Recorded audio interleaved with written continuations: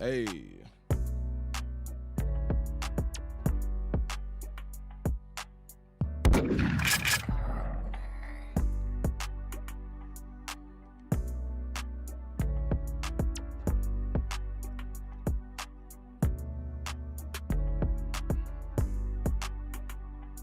Let's see, let's get YouTube together.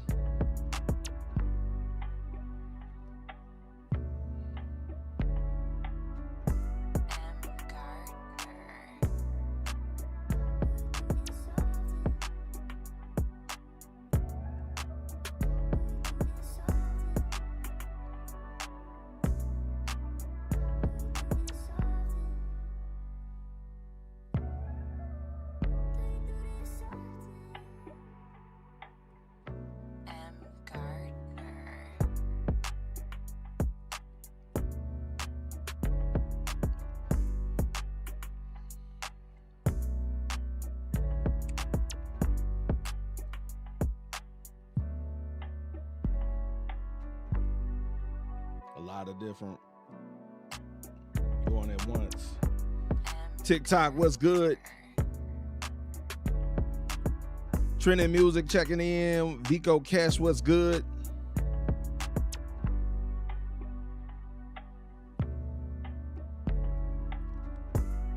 YouTube.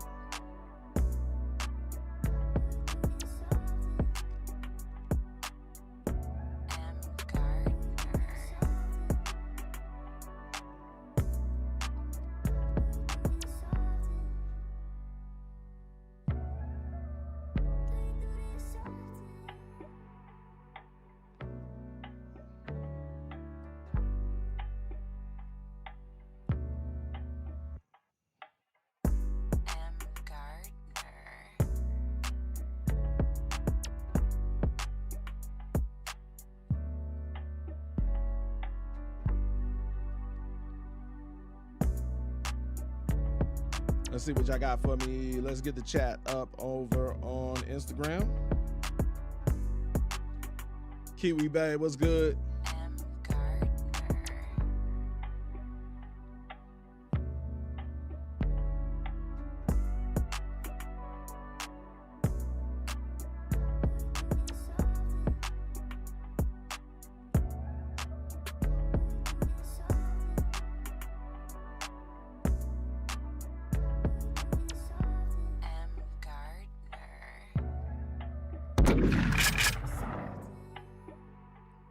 What's good? What's good? What's good? Shout out to all my people checking in. Shout out to the A&Rs. Let's see. We got to create the A&R room. We're starting it right now. Opening the room up.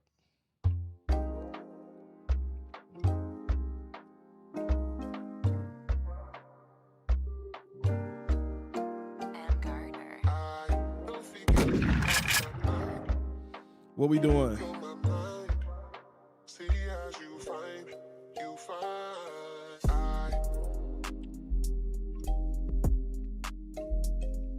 I really want to have a conversation with y'all. Okay, so that is pinned. We good over there. I'm gonna close that.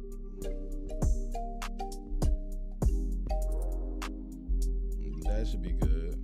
That is good. That is good.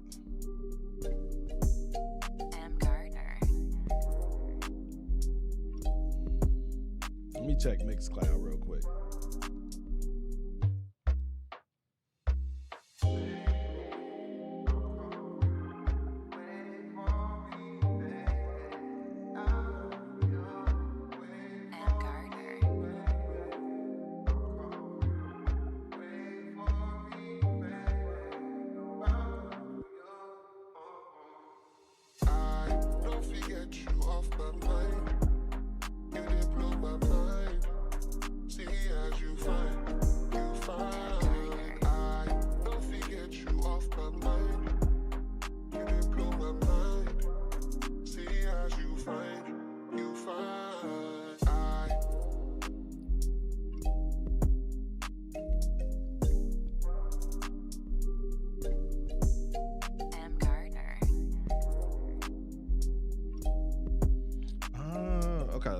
I'm looking at.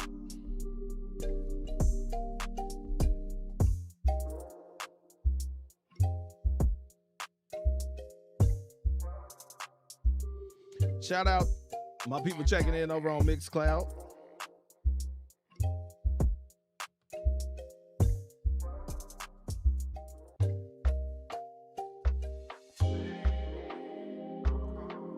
I'm checking Mixcloud for the first time. Let's see.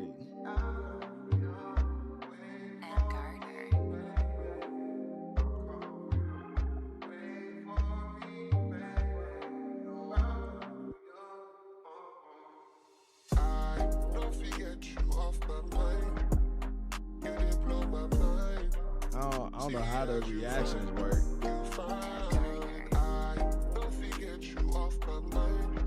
Venomous was good.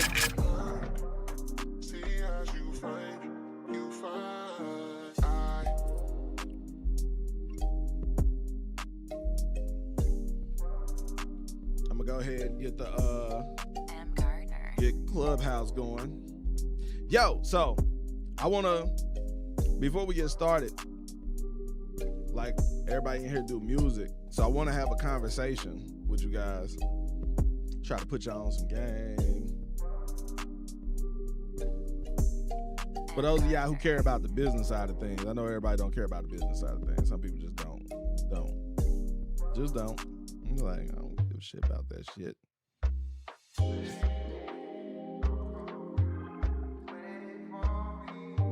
DJ Naomi checking in, what's good? Andy Lopez, what's good? So, I'll be watching other stuff. There's a lot of one of these people. I'm about to see if I can find it real quick. I don't forget you off my mind. You did blow my mind. See as you find. I don't forget you off my mind. You did blow my mind. See as you find. I can't remember the name of what's this guy's name? He be doing the damn. They always showing me this shit. I may be in the wrong account. M. Gardner. Legit Plays checking in. What's good?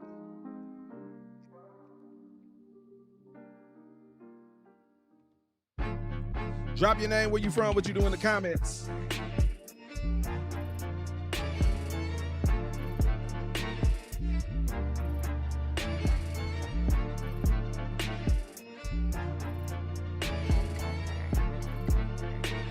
They be showing me like a real mix. Let's see. Here we go. Michael Girdley.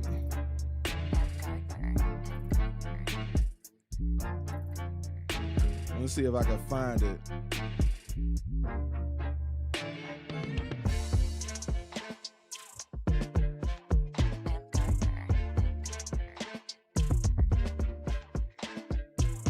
I wonder if I can search just in his Ticketmaster. No, it's Live Nation.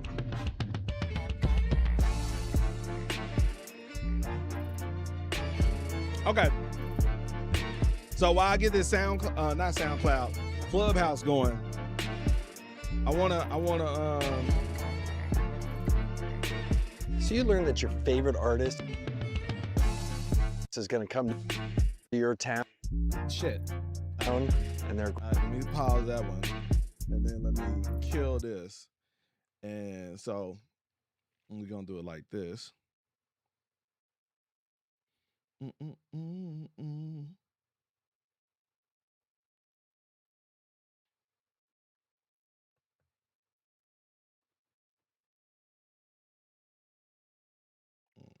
Back it up some. We go PIP. Thank you.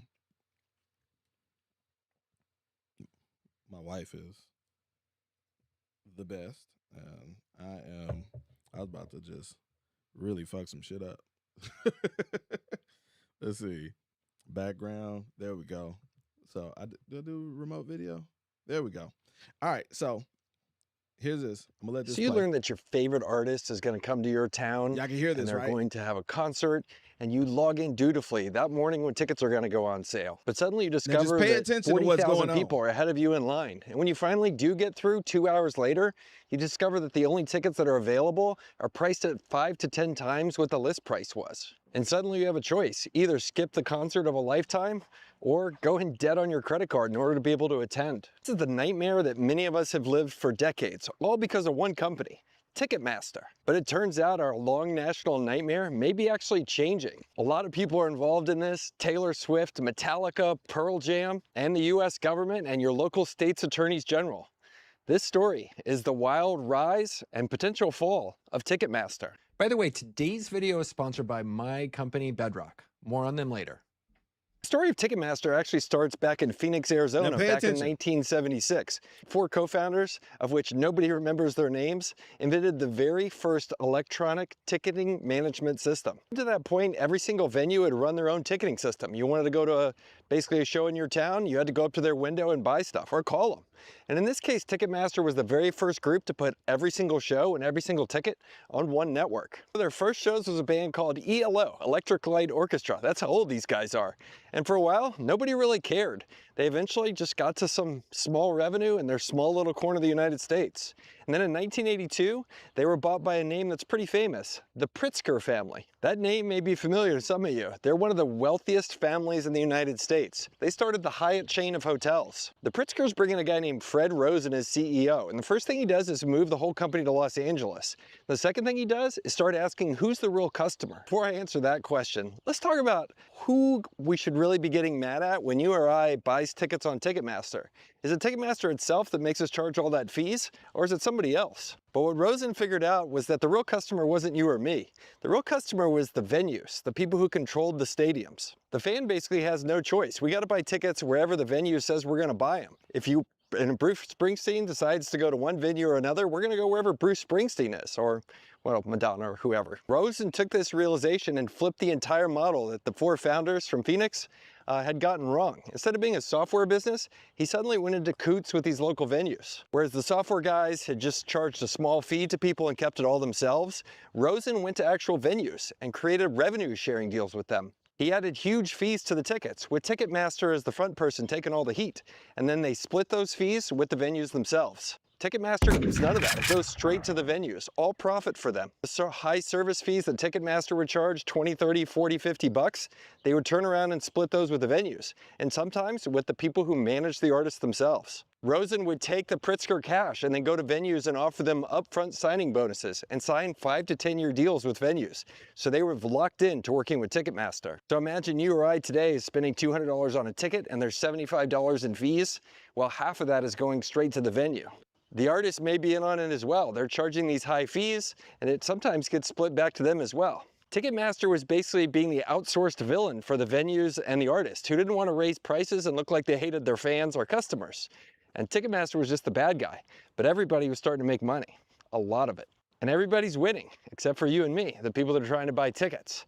And in 1990, Rosen did $600 million per year for the Pritzkers, a business they had bought for just a handful of millions of dollars a few years before. Rosen is aggressive. In 1991, he goes and buys Ticketron, which was the only real competitor to Ticketmaster. By 1994, Ticketmaster sells 52 million tickets a year in the United I don't know. So what y'all think about that right there so far? So far, what do y'all think about that right there? Like, so and this is the thing is, artists don't want to overcharge for their ticket prices. It's like, that's the thing. Artists aren't supposed to make money. Like, the idea that artists aren't supposed to make money is artists, and this is what I've talked to y'all about a lot, when I'll be like, yo, you're a capitalist. If you're an artist, you're a capitalist. You're trying to make money off of something that should be free. Like, your art, it doesn't cost you anything. If it was God-given, it's something you're supposed to be putting out into the world, whatever, yeah, it should be free then. And if you're trying to make money off of it, you're trying to capitalize off of this thing. And so you got to be a capitalist. And so don't be a bad capitalist. So if you're going out, you're doing these things, and you don't want to, if you act like you don't want to charge, you act like it's not worth anything, you act like that. So where we're in the climate right now, no, artists don't want to be seen as, gouging prices. They don't want to be seen as charging. It was the thing. This was a big thing probably, I want to say like 7-8 years ago. We started playing more with, and this came up then. There's like elastic pricing, just charging more based on demand instead of charging $20, $40 for a ticket, charging $80 for a ticket if the demand is high enough. But then that looks bad because fans are fickle. Like, why are you charging $80? So it's okay. Fans would rather feel like they're buying from a scalper and complain about the scalper than for Beyonce to charge the real value of her ticket. So that puts it in a position where now, it was a whole thing back then too, where there were waves of tickets that were controlled by people close to the artist or by essentially what they're saying right here. Like, you thinking that you're paying, but it's essentially the same thing, but different. So instead of the fees, like, you're getting the fees and that's coming. But now there are these scalpers who are essentially inside people scalping the tickets.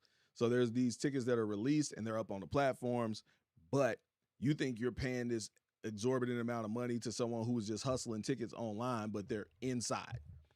So it's getting split between management, between the venue, between these people, because they can't just raise the price because the people don't feel that this show should be this much. But here's the thing is, we used to buy CDs, cassettes, all of that stuff, and it made sense, and you pay for it because it was scarce, because it was a limited quantity. There's the demand curve, like supply and demand. There are only so many albums they're going to sell out, right? So you got this supply and demand thing. So I can get money and make money off of the CDs. I can make money off of this stuff, right? There is an inherent value because it is scarce. Now we flip this around and music isn't scarce anymore. You can listen to everything that you ever wanted to listen to for $9.99 a month. You can listen to everything that you want to listen to for free on YouTube or on free Spotify if you're willing to put up with some ads. But you have unlimited music for free or close to free. So then how does music make money? The only thing that is scarce now is the performance. The only thing that is scarce is the show. And so that's why the ticket prices have to go up. That's why we have to charge more for the show. You've gotten the music for free. You've listened to the music for free. So the only thing that we can really monetize is this experience of the music, is this activation. Like, merch has always been merch. All that stuff hasn't changed. Those are things that tangible goods that you're buying. But when it comes to the show, like, that's where it flips. But the fans and the consumers and the industry is still in the mindset of it looks bad and people don't want to see you making money off of your show. It's like, think about you guys as artists. It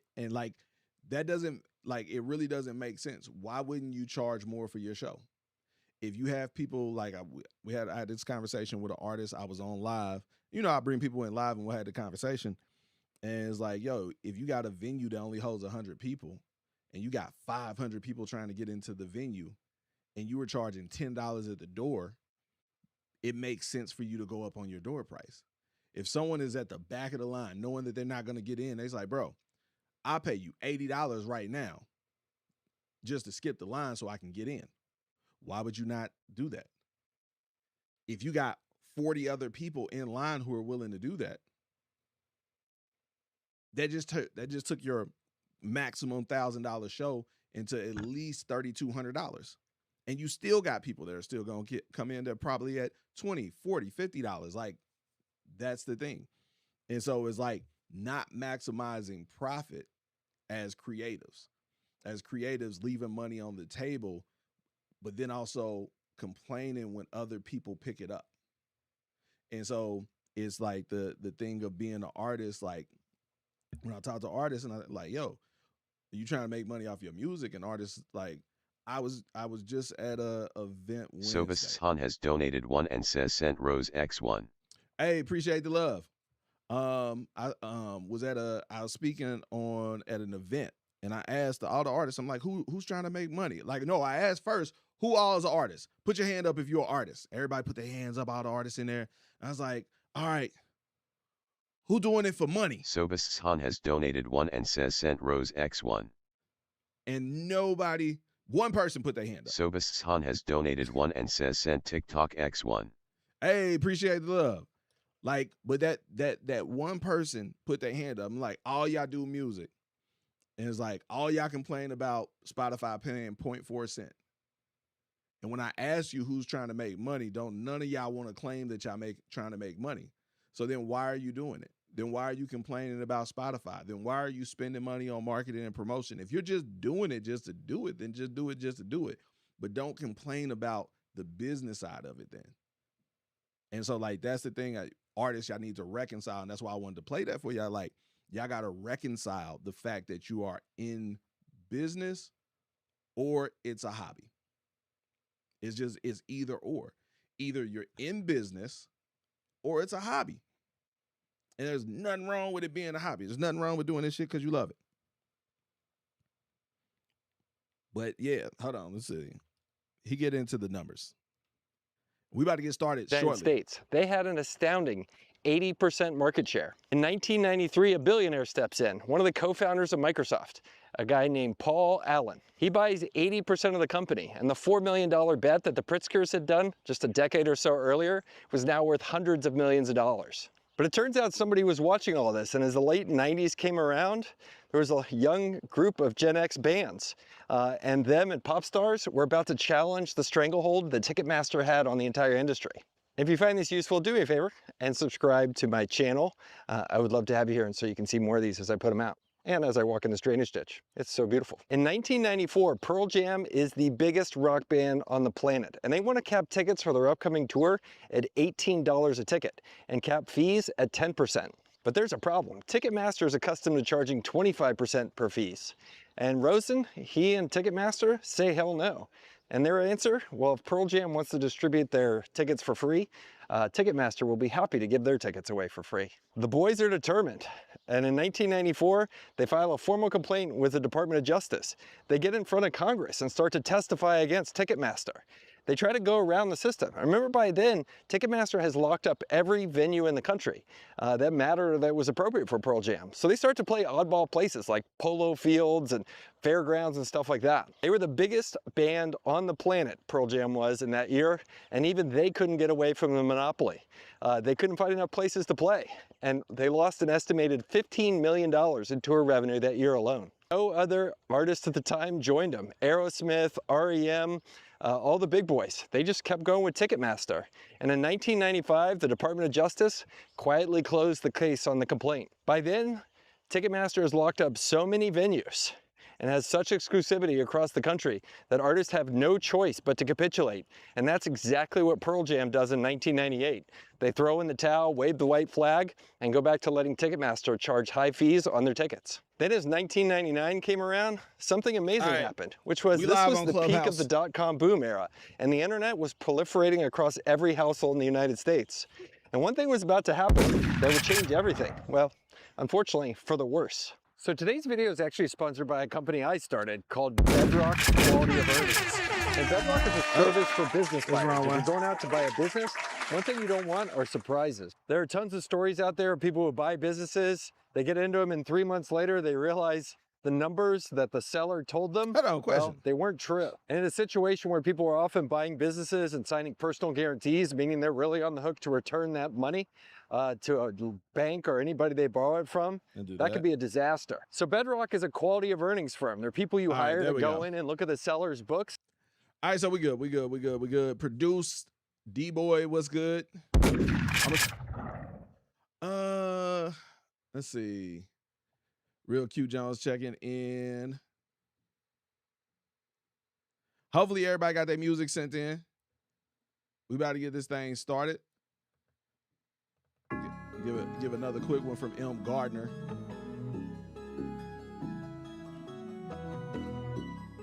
We all, oh shit, you know what? If Instagram in the building, that's on me. Yo, Moolah Mommy, the consumer will pay for what they want. Let me get the I ain't even had the chat up for Instagram. M. Gardner. Let me get y'all rights. Rian Hui has donated 1 and says sent love you so much X1. Appreciate the love, appreciate the love.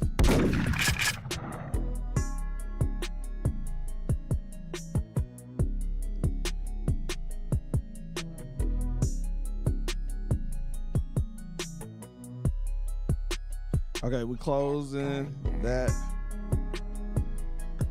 So here's my whole thing is like that video, I gotta feel y'all should go check out that video. It's like a whole bunch of videos. They're not necessarily music industry videos, but they are videos that will help you navigate the music industry.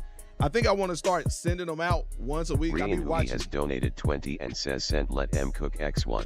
Appreciate Rian Hui has donated 10 and says sent DJ spin X1. M.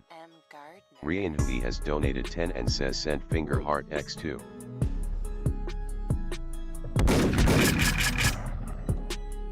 Like, let's see. It's like I want you guys to win. Like if you're doing music, like I said, I wish I could beat this into so many people's head. There's nothing wrong with doing music just because you love doing it. There's nothing wrong with doing it as a hobby. There's nothing wrong with doing it because it's fun. It's no different than any other form of art. You do not have to feel like you got to be in the Louvre or the Smithsonian in order to buy paint. Like, you can just paint because you like to paint. You can go to a paint and sip.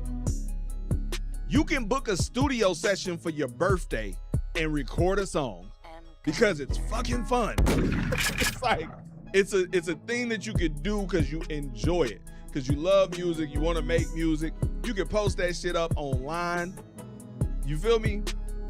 Like if you paint a picture, you can hang it up in your office. You can take a picture of it and share it online. Like music is the same way. It does not have to nobody goes to a paint and sip and says, yeah, if I just had the right canvas though, I quit my fucking job. No. So it's like you can make music with the same intention. You don't have to make music with the idea that it has to be an escape hatch for your life. Like it's going to save you or let it take you out of the moment that you're in. Like just do it because you fucking love it. And when you do it because you love it, and this is one of the things what we do here with the A&R room. You can bring anything that you're working on, anything that you've worked on, anything that you've recorded, and you can submit it here and get honest feedback on it to see if it's something that maybe you should retool, maybe it's something you should release, maybe it's something you should put out as a single. You get an objective read on what your music is, where you're at on your journey, and so that you can move accordingly. So you don't necessarily have to take music seriously to submit music here. And let me say this here. You don't have to take the music business seriously. You do not have to look at it as a profession or a business that you're trying to get into.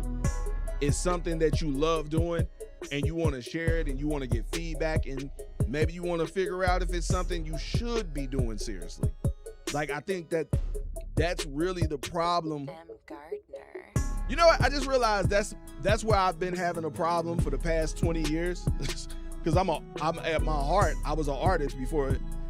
At my heart, I'm an artist. But I think with my head, so I'm a businessman. And so for me, I've always tried to create this space where I feel like doesn't exist in the music industry, where you can figure it out. Like, because I respect that, hey, you can do this as a hobby. This can be something fun. Everybody just pushes someone who's doing it for fun into, you got to invest, you got to put money into it. You ain't serious. Like, no, you can be serious about doing this shit because you love doing it, but not feel like, hey, I'm about to quit my job. I'm not about to empty my 401k. I'm not about to behind music. And there's no, like, I feel like there's not enough space where someone who loves doing music, who's actually good at doing music, can build the confidence in their craft, can learn the business, and do all of those things to take it seriously. Like, go straight from AAU to the NBA. Like, skip high school ball, skip college, skip everything. Like, that's kind of the space for me where, like, a lot of the stuff that we do, I try to make sure that we do it in a very structured way for artists, but also understanding that artists are at different levels in a career or on their journey, not even in a career. I must stop saying career. Artists are at different places in their journey, because you don't have to look at it like a career. It's just like, it's something you love to do. You do it because it's fun, and then you build the confidence in this thing that you've been doing, because people are like, yo, you should put that out, or you should consider, like, when you start getting that type of feedback, when you submit it in the music review, and you consistently get a 3 or better, you consistently get 3s and 4s and 5s, then it's like, yo, you might have something there. You might want to think about seriously releasing one of these. You might want to put a little money into some promo for it just to see how I do. And when you get that feedback from the people, when it ain't your friends and family and relatives, it's just objective people, like, for you to know that you have something that people might be interested in, and that still don't mean quit your job. Like, I listen, I hate, can I be honest? I hate these who be telling y'all to quit y'all jobs, and sometimes that you got to go homeless and, like, you got to risk it all to pursue music. I hate them with a passion. I hate every last one of these who be telling y'all this that y'all got to just throw it all to the wind. And if you have a job and you ain't serious about, listen, that is not the case. That is not the case at all. If you want to be successful at music, have a job. If you want to be successful at music, have a job. You think you get creative when your back against the wall, but you get desperate when your stomach is empty. And so everybody who does make it is like, all these people who made it from that position, that people complain about their deals and all the stuff, all the bullshit. Let me put them, like, listen, it's a lot of people who wouldn't have went for a lot of shit.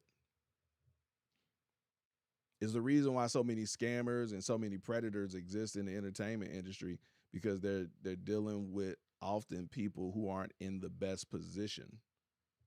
So if you throw everything out the window to try to pursue this, and you have no sense of financial security, then you will go along to get along. And so that's where a lot of predatory stuff is, like, a lot of disrespect to women, a lot of unsafe environments for the underage artists, like a lot of shit where people don't have agency or don't have support. And it's like, it's enough people who know of these people or know of these situations that don't speak up because of the lack of stability in this shit. So if you want to change the industry, change the way that you look at this shit. So if you coming into this, you doing the music, like, I implore all my artists, all my creators, have a 9-to-5, have something, and still do music. And then transition. Don't look to blow up, look to grow up. Like, figure out how to stop losing so much money, and then at least make it pay for itself, and then make a small profit, and then scale that profit. That's it. That's all we do. We do that shit all the time. If you got like $5,000, $2,500, $1,000, like, there's a path for you. Like, it's like, but you gotta be realistic with your path. Like, you can't spend $1,500 a year on your music and be trying to get signed to a label and all of these different things. It's like, you gotta be realistic with where you are and look at where you are, and then we work with whatever you got going on and your time and your schedule and stuff like that. Like, yo, you got kids, you a full-time student. Like, listen, it's certain shit that you ain't about to be able to do. And so you can't plan as if you can, because you're ultimately then going to just waste the money that you have available to you in a whole year. So for all of my artists, like everybody who tuned in, all of my artists, and I'm not just, when I say artists, I mean all of you, because producers are artists. Songwriters are artists. DJs are artists. Anybody who creates anything, anybody, and and you can go back for 15, 20 years, I've said this. Anybody who put something in the world that wasn't there when they arrived here is an artist. You're contributing. You're creating. And so, like, all of you are artists. So in that, like, I'm just here to remind you, in case anybody made you forget, in case you were scrolling, looking at how well somebody else was doing, and you was looking at your numbers and they wasn't where you wanted them to be today, in case you dropped some shit that you worked on this piece of content and it didn't get pushed in the algorithm the way you felt it could have, it didn't get as many likes or comments, in case you dropped a single last month and it's still sitting at under 100 streams or video, I want you to know this shit is real and you can do this shit. Don't worry about them numbers. Don't worry about the quantity. Worry about the quality. So if anybody, if that shit reached anybody, or even if it's just 10 people watch that shit, if it's just 10 people, imagine right now, wherever you at right now, 10 people just ran in the room on you, you would jump up. you would be startled, right? So don't let these numbers online skew your perspective. If 10 people even enjoyed it, mission accomplished.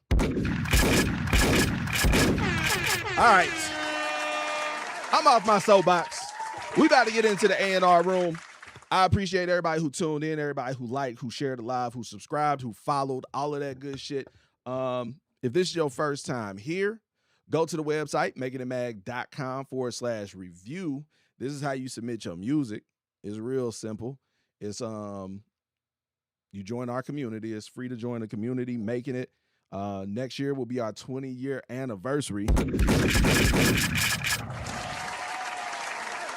Started in 2007, print magazine, real magazine, like print on paper, distribute them to over 300 recording studios, label offices, radio stations, major industry events. It is everything that we do is about connecting the dots. So you as creatives, as artists, we're here to connect you with one another and with opportunities to take things to the next level.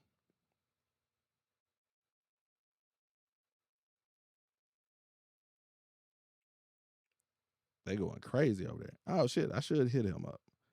I might have Zach pop in. Let me see real quick. I'm gonna see if he free.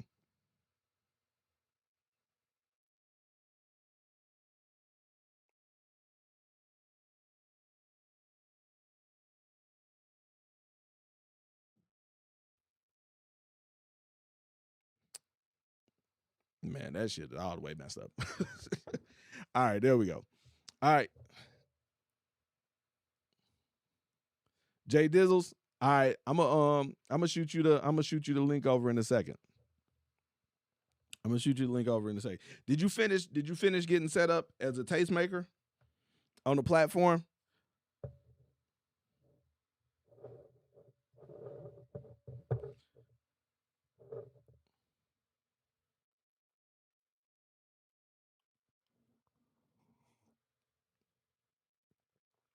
Okay.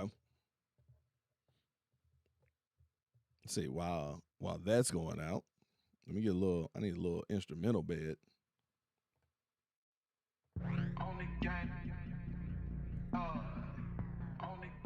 Who don't like an M. Gardner beat? Gutter the Sip guy checking in. What's good? Let's see. Yeah, just go to the website, makingitmag.com/review to submit your music. If you are joining us to be an A&R for the night, slide over to the A&R room. That's the companion app for this live stream. It's a web app. You don't have to download anything. You ain't got to go to the Apple Store, Play Store, none of that stuff. All you do is go over to join in the A&R room. And the way everything works while we play these records tonight, when we're playing the records, It'll come up in the app and you'll be able to rate the song. When you rate the song, that is your personal opinion of the record. Like it, love it, hate it, you think it's dope, whatever. You submit that and you move on to the next page, next screen, and that's where you put on your A&R hat. Everybody who's in the A&R room rates the music, but it will be on you to predict what you think the average will be. So you may hear this record and be like, yo, this is a 9. You love it. But realistically, you like, yeah, this shit ain't gonna do well. Can we A&R and submit? Yes, you can. You can A&R and submit. So we give the A&Rs just the opportunity. Is the big thing with the A&R room. This is an idea I had like 20 years ago. Before I even started this magazine, I had this idea before I started this magazine. And so the whole point of the with the A&R room is it's a couple things. My feelings about tastemakers. I feel like there's nothing wrong with gatekeeping. I just feel like the problem is when it comes to the music industry, it's the wrong gatekeepers. So the music industry delegated to people. You can dance and have bad taste in music. You can be cute and have bad taste in music. You can take wonderful photos and have bad taste in music. You can make hilarious skits and have bad taste in music. So you have all these influencers and these content creators, and the music industry delegated curation to an extent to people who had no investment in the music, knowledge of the music, investment in the culture, in the industry. And so that this whole thing with DJs versus content creators is the stupidest thing to me. It's like the content creators definitely can amplify, right? But of the two, who has more intrinsic knowledge of the art form or the thing that you're trying to push? Who can sit up and tell you like, hey, this probably ain't the one? Like, yeah, it might get an initial response because you say this right here or this part is catchy, but you should probably take this part and make that the hook. A content creator is never going to do that for you.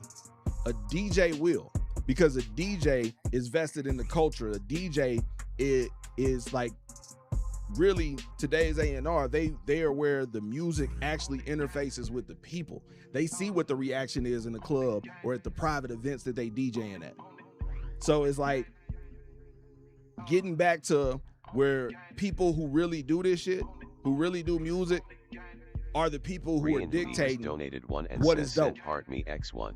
So this is for the A&R room, is for not just my professionals, but for my creators. If you're a songwriter, if you are a manager, if you're a producer, if you're an artist, if you rap, if you sing, if you're someone who does music, who knows music, who loves music, who cares about it, then we invite you to join the A&R room and help shape the culture with us. That's what it is. Like our whole thing, what we do with the magazine, we do not charge for articles. We do not charge for placements on our playlists. We do not charge for reposts. We do not charge for any of that stuff. So you see us promoting somebody, reposting somebody, you interviewing, all of those things, it is because they're a part of our community or a part of our network, and they've done something that signaled to us like, hell, this is something that needs to be shared with the world. This is something that needs to be shared with the tastemakers that we deal with, the DJs and the promoters. This is something that media outlets across the country need to know about. Let's put them in front of people so that they can get more coverage, so that they can get more exposure, so that they can get more connections and take this thing to the next level. And so when I'm in here for the A&R room, I invite all of you guys to give feedback to help us decide. Like, we have our top 100 from last month. We're going through that list right now looking for someone for a radio campaign. Right now, we're looking for someone on our top 100. We're going through the top 100, looking for records from members that were submitted, that are released, checking out their profiles, and seeing if we can put any of them in position for a radio campaign. And I'm talking not just digital, but FM radio. So like those are the type of things that we got going on and that we doing. That's what the A&R room is about.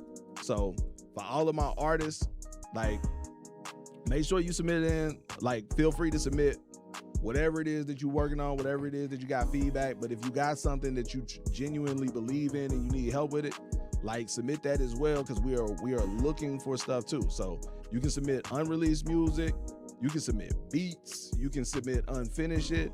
But if you got something that you're really trying to push as well, feel free to submit that too. Let's see, we closing that out. That's good. Cavi Beats checking in. What's good with you?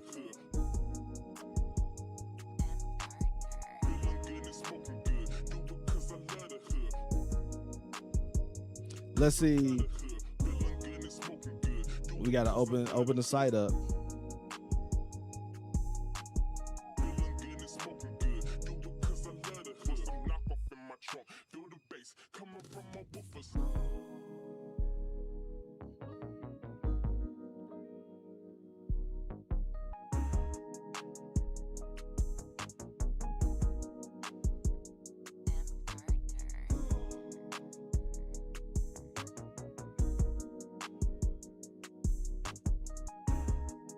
I see it. Feeling good and smoking.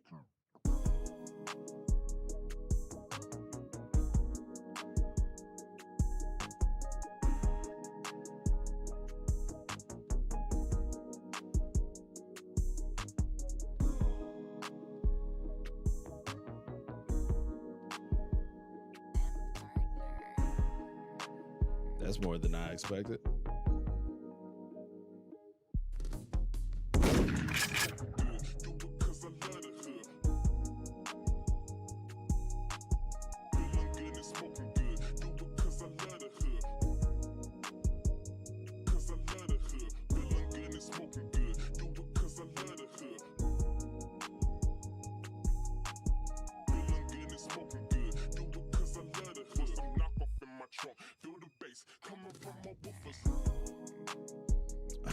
Okay, I see it.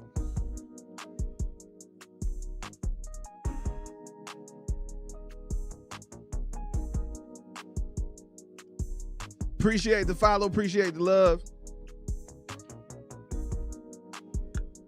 Let's see.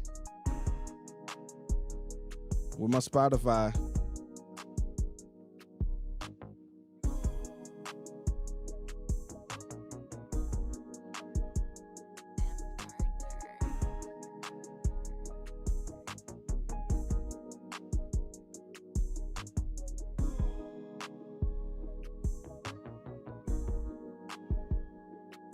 Man, okay.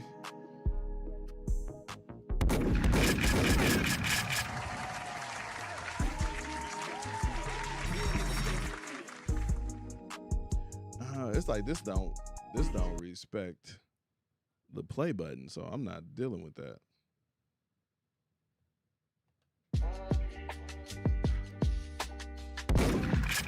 Classic Dominoes.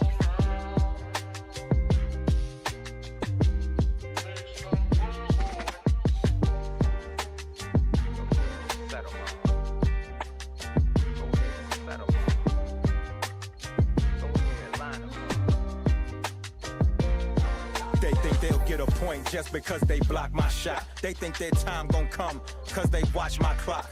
I'm gon' cook, whether or not you watch my pots. God opens my doors and won't be stopped by locks, it's no denying me. I took the long way here, stood tall the entire time, cause I'm elite, I am he, who if I don't make the play, I assist. I want us all to win, take the shot player, I insist. The fire's fresh, punchline level is iron fist. I lay them all down when it's time to step. Line them up. This is what Picasso painted like. Wrong on purpose, but so good he made it right. They did me wrong, but I played it right. Played it well. Something must be working in my favor if I made it here. Certain situations were created so you take a L, but learn to take them L's and change them into a case of stairs. Shit. It won't be fast, but the best way to the top is to take the stairs. Skip the elevator. And if you on my side, you know you sliding with a stepper. It's an escalator. Set them up. And I'ma knock them down. Go ahead, line them up. And I'ma knock them down. let them L's box you in. Turn them to the stairs you take to the top to win. I'm always on point, like the tops you spin. And it ain't over till you say it is. Fall 9, get up 10. One of them stand-up men.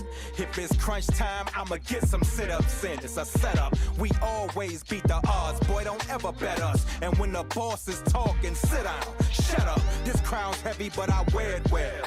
You and me ain't no equals, never parallel. I'm number 2 to who? I am number 1. That concept shouldn't be new to you. It's Roman numerals. The top 3 is I. One hell of a trio, and you ain't even in me class I. Christopher Rios, somehow I skipped the line. They mentioned me with the illest that ever spit a rhyme. B.I.G. Chilla Nas. Yeah. Line them up. Maybe I'm tripping. I came up in a different time, different rules, certain principles I can't get behind. Ain't no laying down. I always gotta stand on mine. Set them up, and I'ma knock them down. Go ahead, line them up, and I'ma knock them down. Let's see, like my YouTube.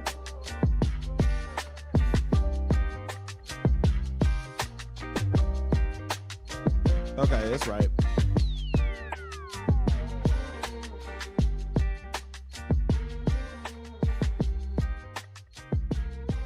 Okay, there we go. Joe 410 was good.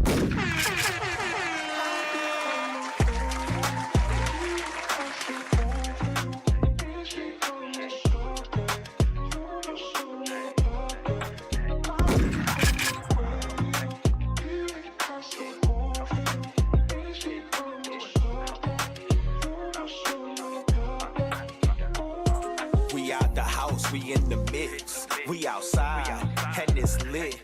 Hey homeboy, cuff your chick.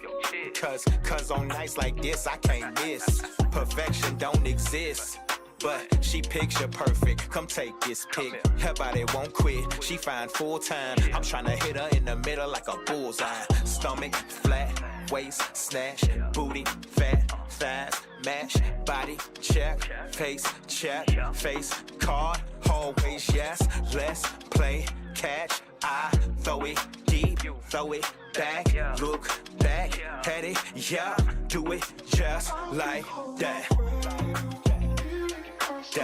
Do it just like that. Do it like that. Ovation, standing ovation. Throw that thing in rotation. Throw that thing in rotation. I think I need to make a donation. Don't you think it's time you swang my way? You such a vibrant thing. She feeling the vibe, she wanna ride this wave, and I'm feeling the same. You can't give me nothing I can't handle. I get up in them cakes like candles. Girl, you smell like candy. Okay, look good. I can grab anywhere and get a handful. Appreciate you. She the bomb, tick, tick. How you get this and this fit? She's a vixen, walk is vicious. Yup, it's order, you can't miss it. She the truth, that's a fact. Shorty stack, she a snack. She her, that's a cap. They won't smoke, that's a pack. Let's go. Do it just like that. Do it like that. Ovation, standing ovation. Throw that thing in rotation. Throw that thing in rotation. I think I need to make a donation. I think I need to make a donation. Make a donation. I think I need to make a donation. All right, that's enough of that. It's go time. It's go time. All right. Everybody good? We own it. All right, so very important for everybody who's submitting music or want to submit music. It is free to submit. All you gotta do is be a member of our community. It's free to be a member of our community. Well, on the website, go create an account. Fill out your profile. You'll be upgraded to a trusted user. And what that means is you'll have a community profile. You'll be able to message people. You'll be able to comment. You'll be able to network on the site. And you will be able to submit for select opportunities that are free, like this one. So you can submit for this for free. You get one free submission every 7 days. We do it like that. You only get one submission for free every 7 days, so that it allows for everybody a chance to get a free submission. And because we give everybody a free submission, we don't play all of the submissions. We randomly select them to be played during the show. That means that everybody has an equal chance of having their music played. 50th Street Jew. Man, bro, you should have got a membership. I can't remember what the record was, but I remember I liked that shit. And I thought it would have been higher in the it wasn't bad. I think you was like in what 20s or 30s or some shit. But yeah, you had a record that I liked. I don't remember the record, but I remember liking that record. It was really easy to create an account. Love what you're doing. Yo, I appreciate it. Listen, we've been working, updating the site because it wasn't always so easy. We've been like, I took a lot of time off over the past couple months and really making some updates and a lot of changes to the site that been planning for a while. And so, but shit, getting it together. How much does it cost to get your song played instantly? All right, I'm about to get into that. All right, so free to submit. You submit for free. It goes on the list.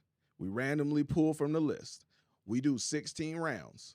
So if it's 70 people that's on the list, we playing 16. Max 16 songs, free songs will get played, right? So that means like 50 people ain't about to get played. But any one of them could get played.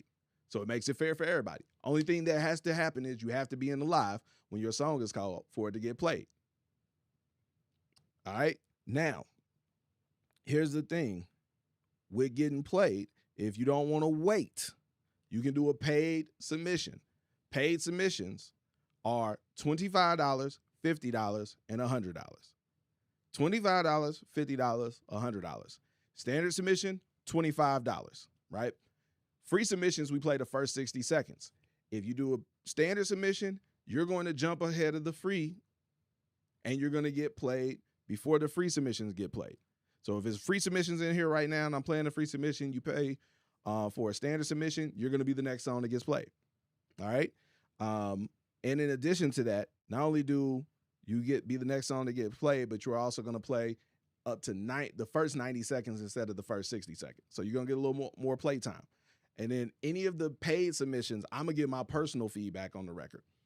Like all paid submissions, I get my personal feedback review on the record. In addition to that, we have our priority submission. Priority submissions are $50. Priority submissions go before free submissions and standard submissions. And in addition to that, we also play the full song up to 4 minutes. So if you got something where you want feedback like on the second verse, or you feel like, yo, you got to hear this whole record, 90 seconds isn't enough, then you have to do at least a priority submission. Priority submissions, priority. So like I said, they go before free and standard. Last, we have our VIP submissions. VIP submission is like, yo, I want to get played next immediately. VIP submissions are $100. We play the full record up to 6-7 minutes. All right. So if you have a longer record, which we have, but then also you have the option if you want to send in a music video. So if you got a YouTube link for your music video, I will pull it up on screen, just like I just did for the podcast we was just watching a second ago. So we'll do like a live reaction to your actual music video. So if you want to premiere your music video, you want to get feedback on the actual music video, or you feel like, yo, this song, you got to see the visual that goes along with it to really get it, then you can do a VIP submission, and you have the option of also submitting a music video for us to play live on the screen. Now, with all of these, all of the submissions, whether it's free or paid, you're going to get a record report. This is what makes our review so different. Is you actually this is built for you guys. So we're your unofficial official A&R team. So right now we got like 9 A&Rs in the room. We got some more that are going to be joining us shortly. I'm gonna send out a reminder to the A&R team for them to hop in. But what goes on is while we're going through all of these, people are going to be rating the songs in the A&R room. And so they're going to be rating it. Daryl Jones has donated 1 and says send heart me X1. Appreciate the love. We're going to be rating the songs, and they're going to be reviewing it as a competitive situation, who has the best ear for music. So you're going to get real honest feedback, because they gain and lose points based off of the accuracy of their voting. So at the end of it, you will get a report on your record. Let me see if I got a record report. Do I got a record report? Oh, let's see. Do I? Oh, here go one. All right, so here is one. Oh, or maybe it isn't. Let me see. I might have to pull up the info for it from somewhere else. I'm gonna pull up one of these record reports. And so this is so you have feedback to use. Like I wanted to do something because it's like it's too many people. Like, what is it? Nero got everybody doing music reviews and not really giving the artist usable feedback. Like, it's just like, hey, my music got played on a live stream. And it's like, I'm not cool with that. Like, you need to have your music played by people who know music. It's like, but also leaving with something that's actionable information.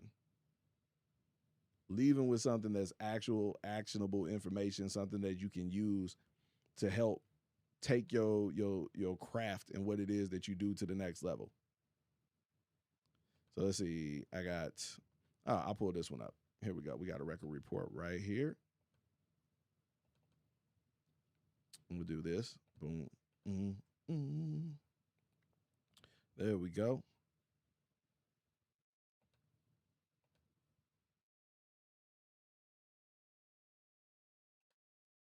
All right, so this is a record report. This is literally one. This is let's see, what's the name of this song? Let me zoom in on it so I can read. I got these old people eyes.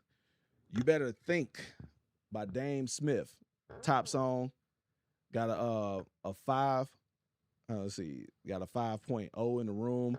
14% of the room rated it a 8 or higher. And then you can see the spread on the vote. Like, you see the average, you see how many people voted on it, you can see what the median is and what the most frequent score was, whether it overperformed or underperformed. And then you also can see who it did best with. Like, did it do best with artists, with producers, with media? So it's different people who are in the room that do different things. DJ Digital, what's good with you? What it ranked overall, what it ranked out of all the songs that have been submitted for that particular series. So you got actionable information that you can go off of. So depending on the different markets that are in here, if it did better in a particular market, it'll also have that information in there. So that's what the whole situation and setup is for this. This is the A&R room. This is your unofficial A&R team. Like, just because you're not signed to a major label don't mean you don't deserve an A&R department. So you come here, you get your numbers. The way those numbers work on the score, we rate it from 0 to 9. So 0 to 3 means that it's not something you should release. So the closer you get to 0, that means you should probably move on to something else, put your effort and energy somewhere else. The closer it is to 3, that means it's something there. You need to work on it. Like, you may need to restructure it. You might need to bring someone else in to help you, like, figure it out. Maybe it's the mix, maybe it's the arrangement, whatever. It's something there, but it's not ready to be released. From 3 to 6, that means that it's worth being released. That means it's like, the closer it is to 3, it's like a solid release. Put it out there. Don't put a lot of thought and effort into it. Just put it out there. Feed your fans. Give them something new from you. The closer it is to 6, that's a stronger release, and it's something you might want to watch because it might be something that raises its hand. It might have the potential to be a single. If it's a 6 or above, then it's definitely something you should really highly consider as a single. You should be thoughtful about how you release it, when you release it, whether you do a rollout, maybe put a little budget to the side to plan the release. That's like, And these are hard numbers that you can use, not just, man, it was a lot of people putting flame emojis and just random numbers and letters in the chat, but you don't have a real consensus. You don't know because one person typed fucking 10 8 times or someone typed 0 8 times or whatever, and you don't really have a sense, or you might have a sense that's not in alignment with reality because it's just free form. So like that's the reason why we do this whole thing with the A&R room, so you have hard data that you can use to help push forward. Yo, appreciate you tapping in, bro. Like you gotta hop in on the A&R room. You definitely gotta hop in on the A&R room. Let's see. So all of that's in. We about to get this thing started. Before I start, if this is your first time here, don't get weirded out. Yo, I love you. I appreciate everybody who's in here. I understand the only thing that we given in life is time, and none of us know how much we got. So wherever you spend that time actually means something. You choosing to spend it with us right here today. Genuinely appreciate you guys, whether you submitted music and you waiting to get played or you just here to get feedback and participate in the A&R room. That's what we own. You trying to hop in, Smooth? I'll send you the link. I'll get a link together if y'all trying to hop in. So that's what the whole thing is. This is more than anything for me. Everything that I do is about bringing people together. That's it. Like my belief is the road to success is together. So everything that I do is about networking, from the magazine to the playlisting to everything, every event. If you've ever been to an event, you'll see me running around introducing people to people and doing all that type of shit. Like that's all I do is bring people together. And the people that we've brought together have made millions of dollars. Like just from introducing people to their first publicists, to their managers, to labels, to A&Rs, like changing this shit. And so that's what we own. So when I do these rooms, when I do these streams, yeah, we play music and you get feedback, but you have an opportunity to connect with other creatives and professionals and people who really do this shit all across the country. We got Detroit in here.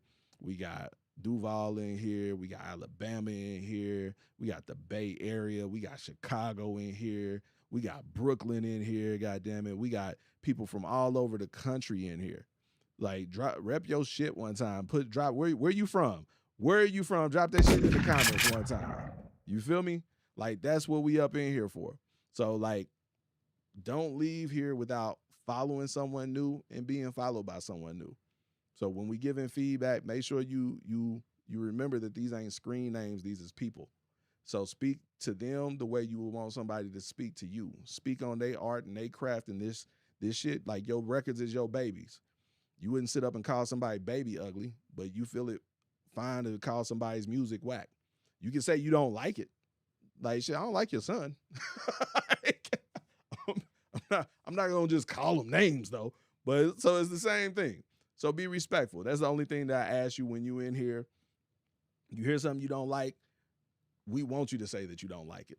So a person has a clear understanding on where their music sits with the room. But at the same time, be respectful. And when you say you don't like it, follow up with why you don't like it. Because in that why is the opportunity for them to improve, to grow as an artist, and to have a better understanding of the marketplace before they get out here pushing it.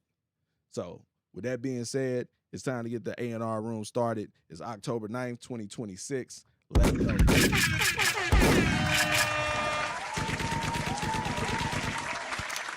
Okay, I'm reloaded. Let's see who we got first. My wife brought me some Werther's Originals. I feel like a kid. I ain't had a Werther's Original in I don't know how long. All right, our first song we got up is Sail by Dubtune. Sail by Dubtune. Let's see. What the fuck did I say? I need to finish this coffee.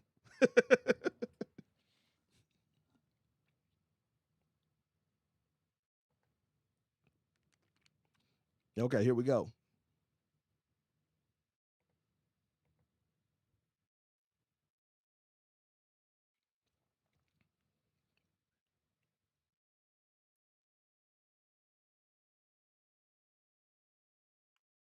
We ain't got no note on it. All right, let's see. This is a VIP submission.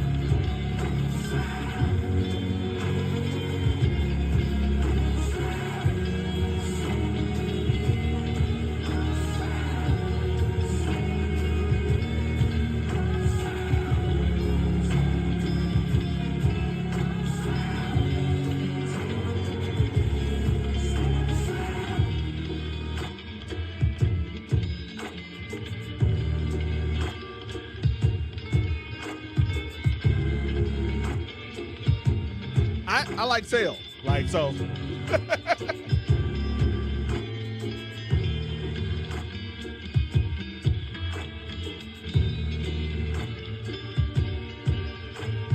Oh, shit.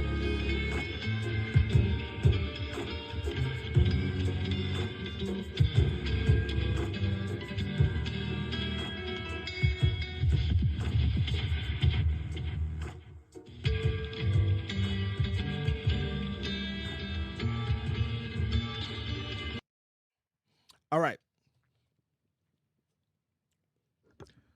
I'm going to explain what we're doing. The voting is open. And we're about to have a conversation. Because I feel like what I hear musically is what I see often with most independent artists.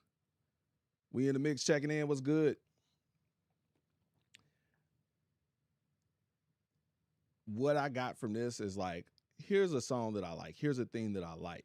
And I want to contribute to it. I want to be a part of this thing that I like. And I'm just going to start doing stuff with no vision, with no plan, with no end goal in mind. I'm going to add to the noise. I'm adding to the noise. And so it's like, there are ways that you could add to it to enhance it. And then there are ways that you can add to it to detract from it. Adding to it in a way to enhance it means that you have to take time out to understand the noise, that you have to understand and be able to decipher, because it's all noise, but you have to understand and decipher the music, the rhythm, the tempo, the things, and see the spaces where you can add to it, where you can introduce something new that complements what is already there to make a whole that is greater than the sum of its parts. And that's not what's happening. It's just something else layered in addition to what's already going on that in some places may add, but in other places takes away, but it's all going on at the same time. So even what was there is lesser now. And I describe it in these abstract terms because this is the same thing that I see go on with a lot of artists. I've seen a lot of artists look at the industry. There are people, they look at the industry and they see it and it's like, yo, I want to be a part of that. I want to do that. I love that. I like this artist, or I like this thing. And they think it's like, yo, I can do that. I want to do that. And they don't take time to learn it or understand it and see what's going on and see how they fit into it, so that whatever it is that they do is adding to the culture, is adding to the zeitgeist, is adding to, they just want to be a part of it. And what they do often messes up what already is. Like too many people doing the same thing, too many copycats, too much stuff. So it's like the exact same thing, but in a auditory form. And so that's why I described it like that. Like this artist is serious about doing music. This artist is serious about doing music, but needs direction. That's where things are right now. And I look forward to seeing where this artist, I'm looking for these last, 3 that he sent in, to seeing where he is 12 months from now. And I want to compare the songs that he sent in for the music review in the past month to the songs that he'll send in 12 months from now, based on really taking time to sit back and look at where he is and where he's trying to go and what he's trying to contribute to the thing, rather than just adding to it. Man, there are rules to breaking the rules. And that's the thing is, you never break the rules. That is the biggest misconception. Rules are never broken. You don't break the rules, you break the norms. Like, you may do something different, but you ain't trying to be off beat. You ain't trying to be out of key. You're not trying to, there are these rules, like these things exist for a reason. It's math, it's science. Now you can defy the norms, the way in which people normally adhere to the rules, but you don't break them. And so in that, you got to understand them. So let's see where we at. Hold on, let me get the A&R room stuff ain't up. Let me see, which one is that? There we go. We got 9 votes in.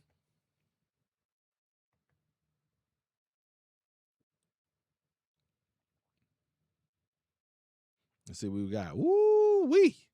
Got a 0.6. Got a 0.6 on that. Oh, 0.6. Let's see who got that. Let's see what we got. We got Kiwi Babe is the winner for round 1. Round 1. Congratulations, Kiwi Babe. Ooh, that's loud. Let me turn that on. Smooth, I gotta send you a link, don't I?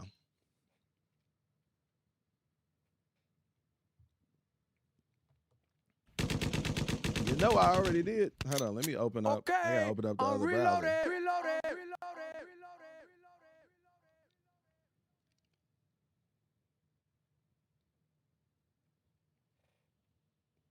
All right.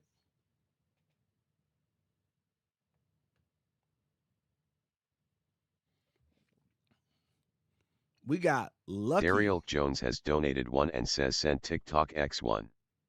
We got Lucky by Syfe featuring Austin Hunt. Hold on. Austin Hunt. Is that your artist name? Is Austin Hunt? I thought it was A Hunt.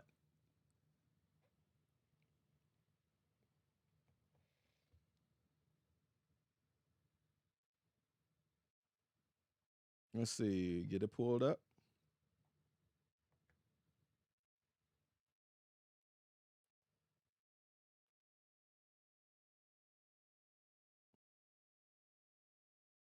So you got to put that in your contracts. Dope unfinished track, real life gritty hip hop. Let's see what we got.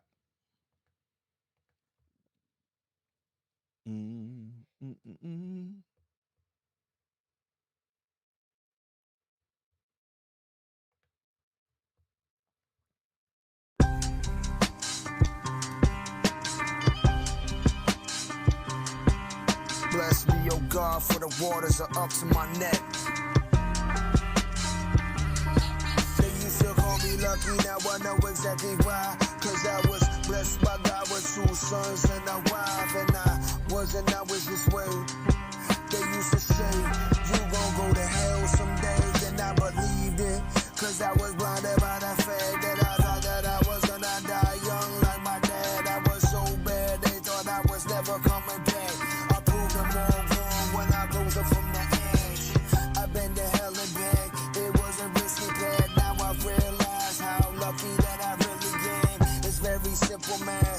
How much I love my sons. I can't believe my grandma's been gone so many months. Dear Lord, why is life so quick? Seems like yesterday I was a snotty-nosed kid. Now I'm all grown up and it's like so real. Feels like I better stop and I'm spinning my wheels. It's no progress. Gotta deal with nonsense. I will not stop till I'm laying in a coffin, but death is not an option, so now it's on and poppin'. I will feed my fam without any damn problems. Rather no bad, picking up that pen, go black as shit, I'ma win. Habit so fast, how did I end up within the mix up that I'm in, trying to rid my sin. Stay driven, I go spit it for the youth, straight spilling every feeling, I be off in the booth, and I get a fake listening, a little bit of proof that I hit it so great, let me go and get loose. Hardest in the game, make it rain, no force. Harder than that flame coming straight out of torch. All they want is fame when it ain't work for it. If you caught in your lane, we better change your course. Cause when it's semi-proof it, you know this just be some deep music. I be spinning G's to recoup it, bitch, I know. Hardest in the game, I gotta get it. I don't give a motherfucker, cause I'm about to come in and I shift it like, oh, shifting up the game. I make it go insane. And now I'm about to switch it up like I just am insane. Like I spit on the nightly kind of flow that's fully tripping up the psyche. I just be sicker than brothers that be all up on the ivy. It's likely you never heard another motherfucker go and spit it like me. Our Father, who art in heaven, hallowed and in vain. The kingdom falls to pedophilic jaws on earth as it is, like in this hell we live. Give us this day our daily fucking lives, and forgive us for believing the lies that they impeded. Lead us away from this temptation, deliver us from this evil, because we all are the kingdom, the power, the God that lives forever. Yahweh, when you feel I got it my way. Yahweh, in my way. I just gotta get that shit and do it my way.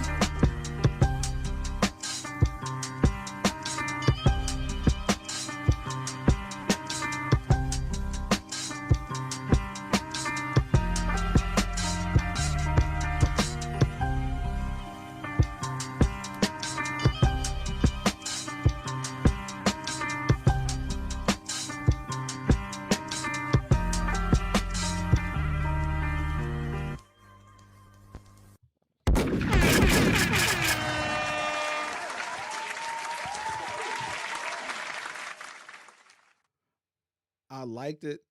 There was a part that it beat that I didn't like. It feels like it's offbeat. It's just I can't remember where it's like. I don't know if it's like it's like an extra kick, and it bothers the shit out of me. It irks me. irks me. It's like every time. And it's like, it's not, I don't know, it may be like, I don't know, maybe 8 bars. Like, so it's frequent enough, but it ain't frequent enough, if that makes sense. The first verse,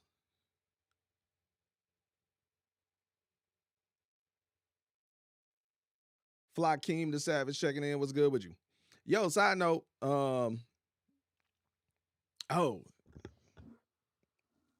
maybe I hadn't set up and pull this stuff up. Hold on, let me get it real quick. Get started, restore. That'll make it easier.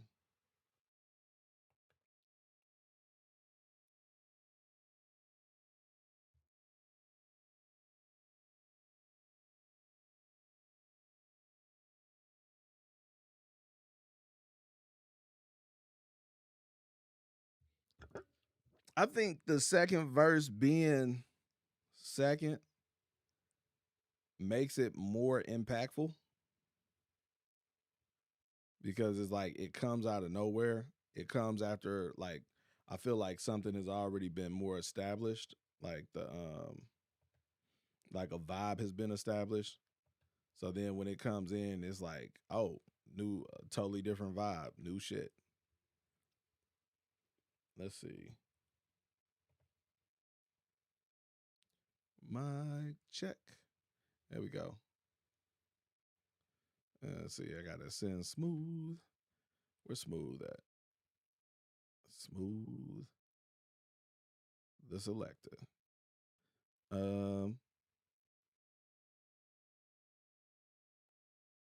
Yeah. We just getting started.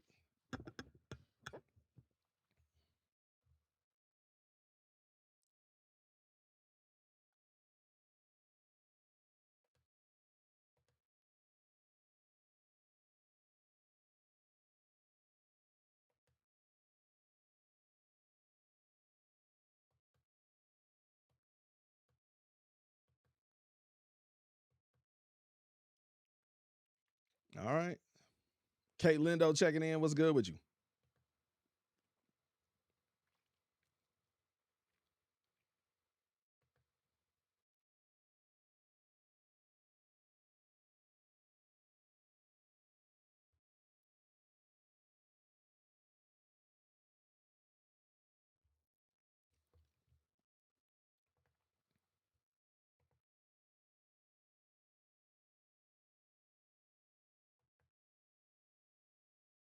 Like random people just spamming our inbox.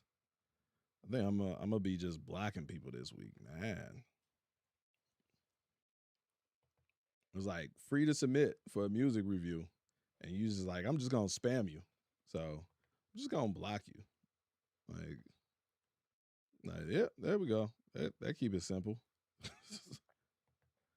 I can't even find Smooth in here because I'm wading through all the damn spam. All right, I just sent it over.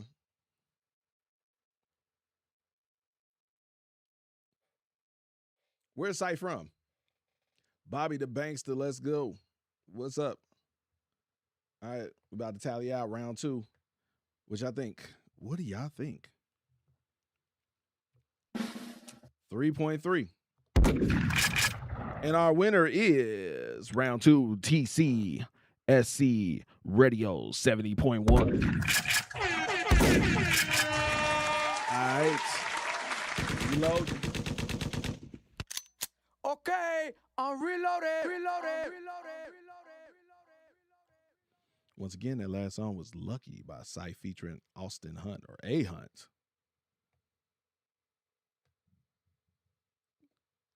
Threw me all the way off. I was like, what is this? All right, we got Hurt Me Good by KZ Kelly. Hurt Me Good by KZ Kelly. KZ Kelly is, okay, on Instagram. What's good? Let's see. What's good? What up, dog? Chilling out. We about to send it to the A&R room. It's up. It's on the board. You can hear me good? We can hear you. Okay. We've heard you better. Oh, I just had the mic far. Yeah.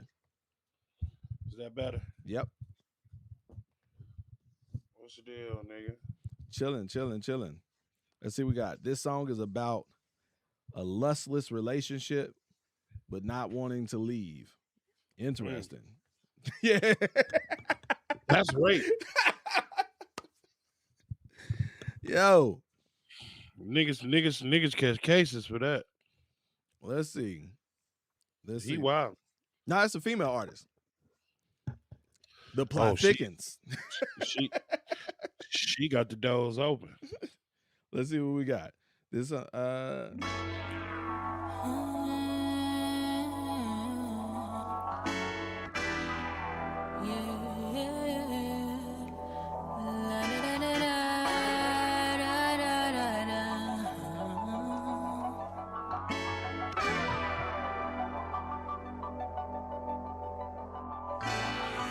Hurt me good, you hurt me well. Time will tell that I've hurt myself, but I love you still. You give me chills, yeah. I'd walk through hell, set my heart on fire just to see how it feels. Yeah, how's that feel? What is up without lust? You're the only man I trust. What a bust, because I've lost faith in the magic of us. And it must discuss my disgust and myself as a lush in the constant cries for help. I stopped doing things for myself. Had to learn how to keep shit real. Had to learn how to hide how I feel. I forgot how to spend quality time. I forgot how to vibe without bathing in wine. And I'm running out of time. I couldn't see through the fog dust. A clear view of us. Sometimes I feel burnt, it's a bust. I'm torn and I'm tripped. Truly grateful for the time that we spent. I rate you 10 out of 10. Highly would recommend to be crazy for him. He is my only friend. I wanna ride till the end. I fear losing him. All the gifts and the trips and the way that we live every day. I stay choosing him. Fear losing him. Hold me in your arms once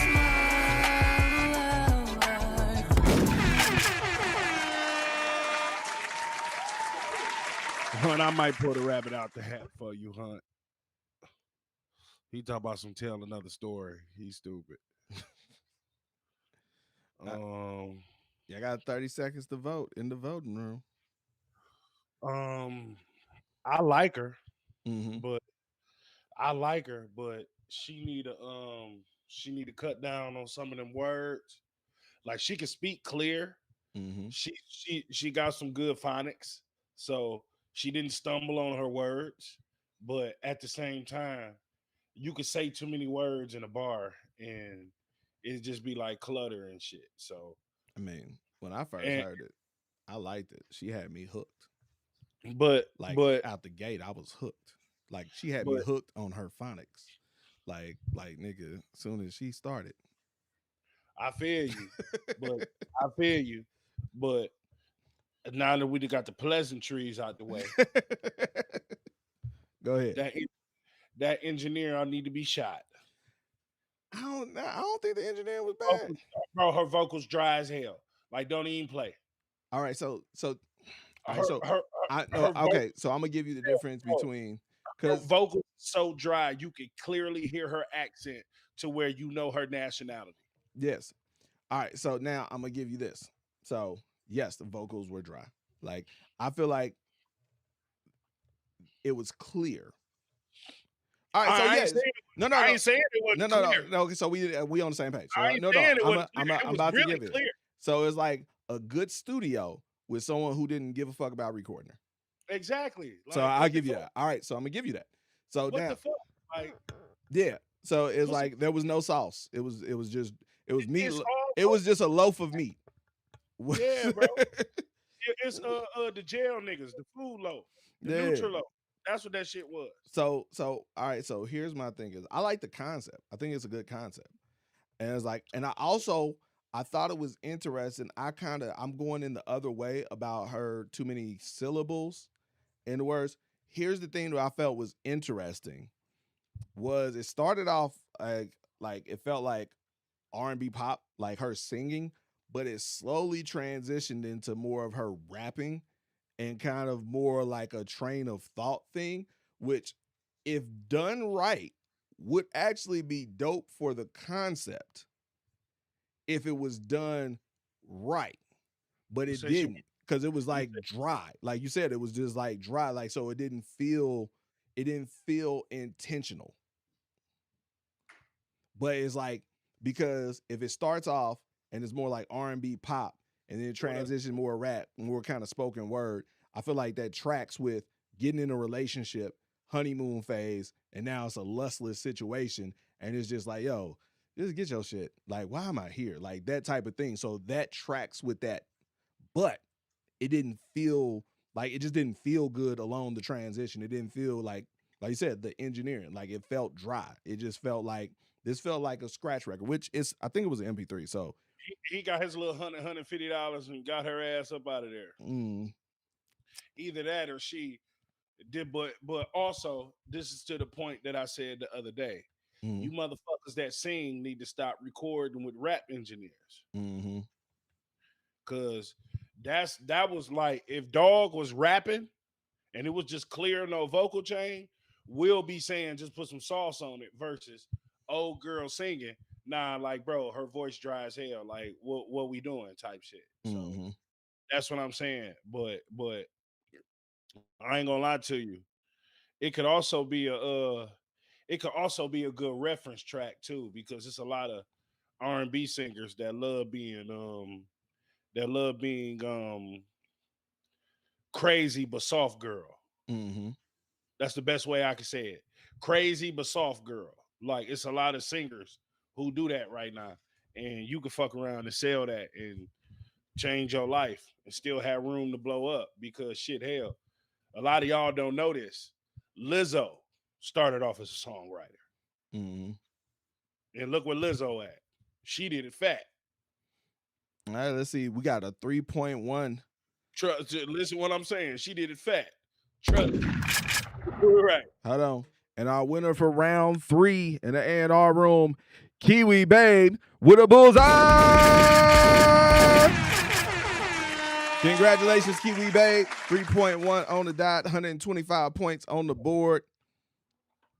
Let's see. Okay, I'm reloaded. But see, this is my thing though. Before we go to the next song, Austin Hunt, I don't look at Party Next Door just as a ghostwriter. Like, Party Next Door is a reference machine. Like, you just don't get no lyrics from Party Next Door. You'll fuck around and go to Party Next Door and get a whole brand new vibe. This nigga changed your whole shit. It's a reason why Drake holded this nigga down. And I'm just being honest. Drake ain't come up with all that shit by himself. Church. Let's see who we got next. If you got music, send it in right now. We're looking for someone to perform September 2nd in Atlanta.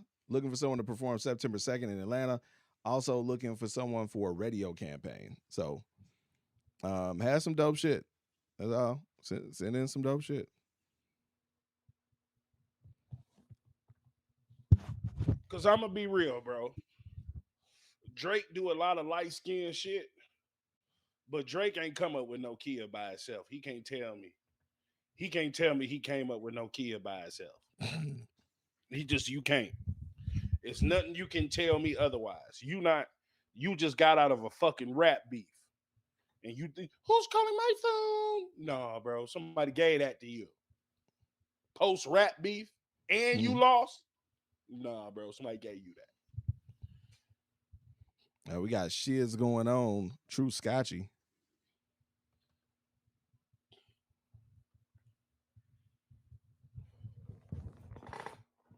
Shiz going on by True Scotchy.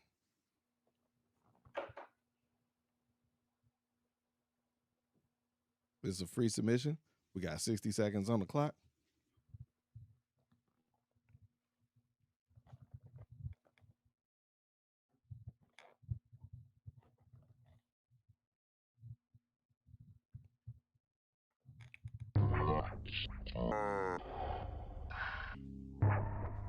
Scotchy. Yeah. True Scotchy. I got shit going on, little bitch. Rip me a beans, bought me another. Stay on the move, Scotch can't cuddle. They turned up the heat and then watch me bubble. I got shit going on, little bitch. Watch your mouth, you talk too much. With him on the ground, don't give no fuck. Scotch gon' win, you can bet that, bruh. I got shit going on, little bitch. I got shit going on, little bitch. I got shit going on, little bitch. I got shit going on, little bitch. Now I'm in the bin with the Chrome Heart lens. Ain't no rest, I'ma keep going in. I got shit going on, little bitch. I got shit going on, little bitch. I got shit going on, little bitch. All of my line talking all that jazz. I'm out here trying to run on me a bag. If you ain't doing that, you can kick my ass. I got shit going on, little bitch. Trying to stop my flow, that shit ain't peak. With the west side all in me. Gon' get your cuz out trying to test my G. I got shit going on, little bitch. Finna make me hard, bitch, not my life. I'm out here with the goons tonight. That is a West Side Atlanta nigga if I ain't never heard one in my life. That is definitely a West Side Atlanta nigga. Like, I ain't gonna lie to you. I'm when I first heard that song, like I just suddenly just pictured myself in Diamonds. You know what I'm saying? Right on the West Side. You know what I'm saying? I'm at Diamonds. I hear this at Diamonds, and this some shit. KOA nigga done paid KOA to play his song real quick.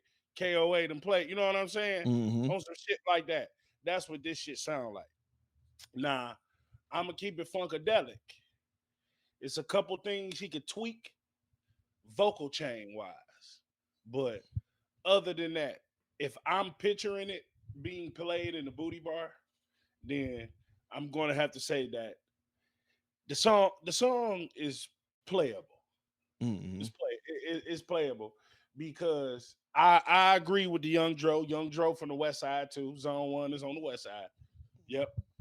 Dro them from the West Side. So I'm gonna have to agree with that. But I'm not saying that he sound like Young Dro. I just hear the West Side flow. I know that West Side Atlanta flow, that Bankhead, West Side, Bankhead. They were from. Like, nigga, you know, even DC Young Fly is a fucking R&B singer, and you still hear it when he fucking talk and sing. You know a West Side Atlanta nigga when you hear it. So I'm gonna give him A on the authenticity aspect too.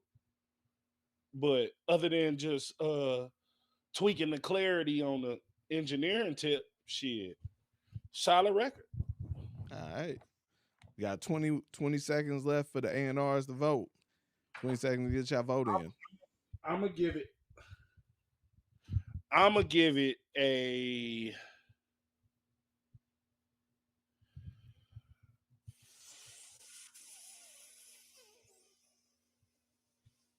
1 second. You gave it a 5? A 5. Woo. He got something on a little bit. Yeah, like I can't say it's playable. I can't say it's playable and go 4.5. Yeah. But if it was clear, it'd be a higher score. Yeah. Like if it was clear, my 5 would be like a 5.5, 5.7. I ain't saying 6. Yeah. But where we at right now? Let me see. I mean, Courtesy, I'm listening to what you're saying, Courtesy. But at the same time, knowing how West Side Atlanta niggas rap, he ain't gonna do nothing but keep the same cadence on the second verse, keep the hook back, and then that's what you get. I know what it is. I know what it is. I understand. I understand that y'all might not see a 5 like how I see a 5, but I fuck with Atlanta niggas, and I be in Atlanta clubs. I be in down south clubs. Like, trust me, I'd have heard them type of records in there a million times. And some of them got on. Shit. Waka used to sound like that, nigga. Am I lying, Kelvin? Yeah. Waka used to sound like that. Look where he at, nigga. Some of them niggas pop sounding like that. That's just how them niggas rap. And Waka not even no West Side nigga. Waka a South Side nigga, but that's just how it is. Them Atlanta niggas got control of their clubs. Nah, that's the thing. Like, coming down here, breaking down here. That's why I be telling people be trying to break their records down here. And it's like, nah, you come down here and get connections and network and stuff, but you gotta break your record elsewhere. Like you competing with too much. And it's like, and it's home team. Like we got 4.0 solid release. And our winner in the A&R room round 4, we got A Hunt with a bullseye. I understand the score. But at the end of the day, it's the play of the record. I've been a few places before. You know, I've been a few places before, so I know what you know, I just what it's gonna do. At this point, it is what it is. LOU by Brazil Hill. LOU by Brazil Hill.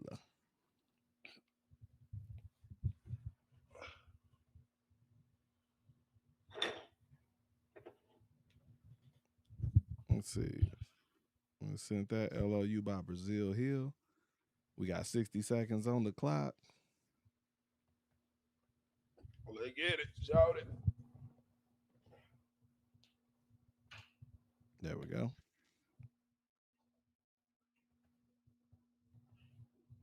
West Side, Bankhead. Bama in the building.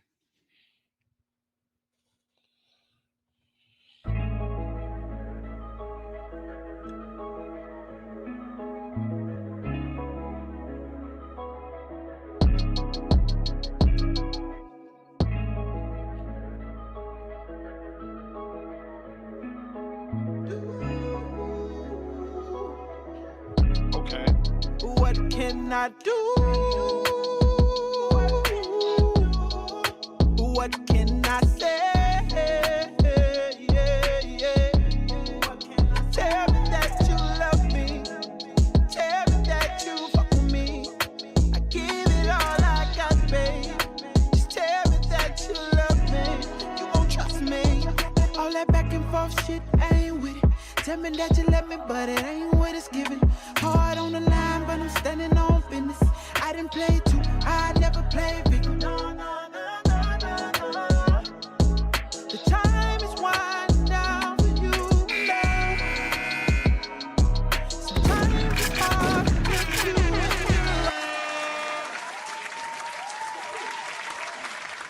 I wanted to hear that hook.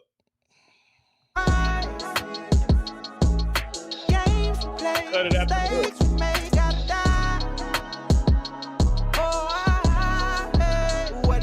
I do? What can I say? We're going back and forth. You love me. Tell me that you fuck with me. I give it all I got, babe. Just tell me that you love me. You won't trust me. Want me to be with you.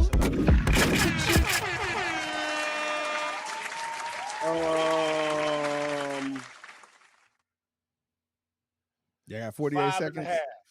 5.5. 5.5. Damn near 6. Mm-hmm. I ain't hear nothing wrong. I like the unique, unorthodox beat pattern as well. I might steal that. Not even gonna lie, I remember that too. I like that. I like what he did, especially with the hook. Started off falsetto, then he switched the tone. I know that nigga chest be hurting when he performed. That's Brazil Hill. She a member on the site. She just joined today. She been a member in the past. We did a listening session a while back. And she got picked for a couple things. Now I'm thinking about it.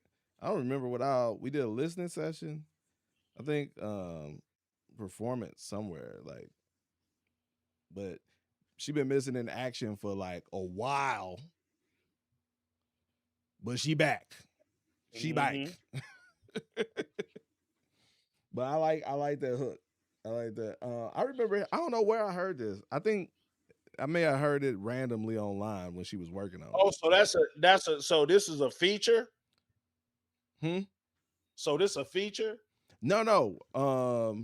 That was not a girl singing, bro. Yes, that was Brazil Hill. What I need, you don't see. It's only what you need, and not me. Want me to be what you need, what you need, what I need. You don't see. It's only what you need, and not what me. Can I do? What can I say?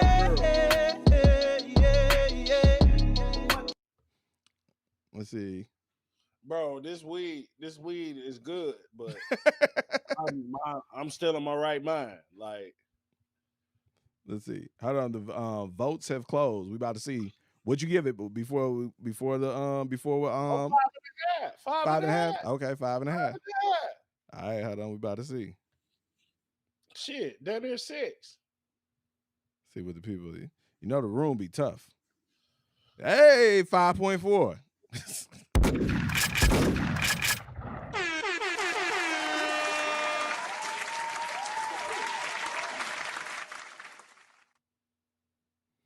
Let's see. That's not no girl singing, man. No. Let's see. What is this? Is that AI Rock or Al Rock? I'm confused. Al Rock in first place or AI Rock in first place? 5.5 in the A&R room, round 5.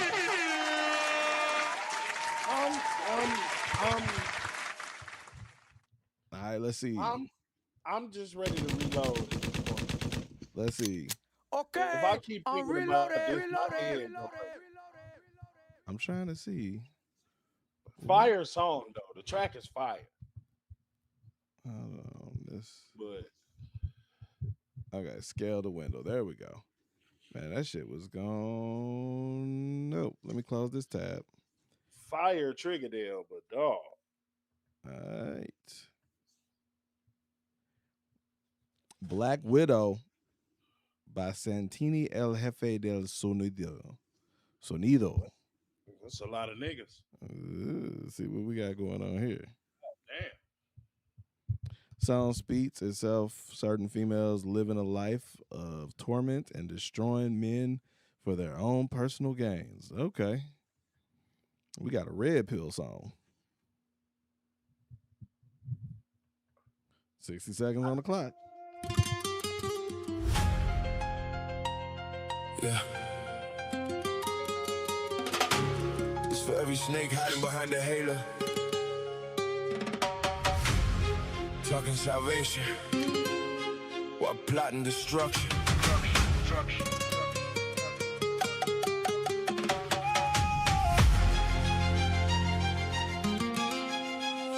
Black Widow. Yeah, yeah, yeah. Black Widow. Black Widow. Yeah, I know a dame, bitch. Always lurking in the dark. Bible in her hand, but a demon in her heart. Hide behind religion, put a smile on her face. Whole time she be scheming, trying to put a man in his place. She pray, she stalk, she watch every move. Play victim to the world while she got something to prove. Black Widow mentality, poison in her kiss. Leave a brother bankrupt when she blew him a kid.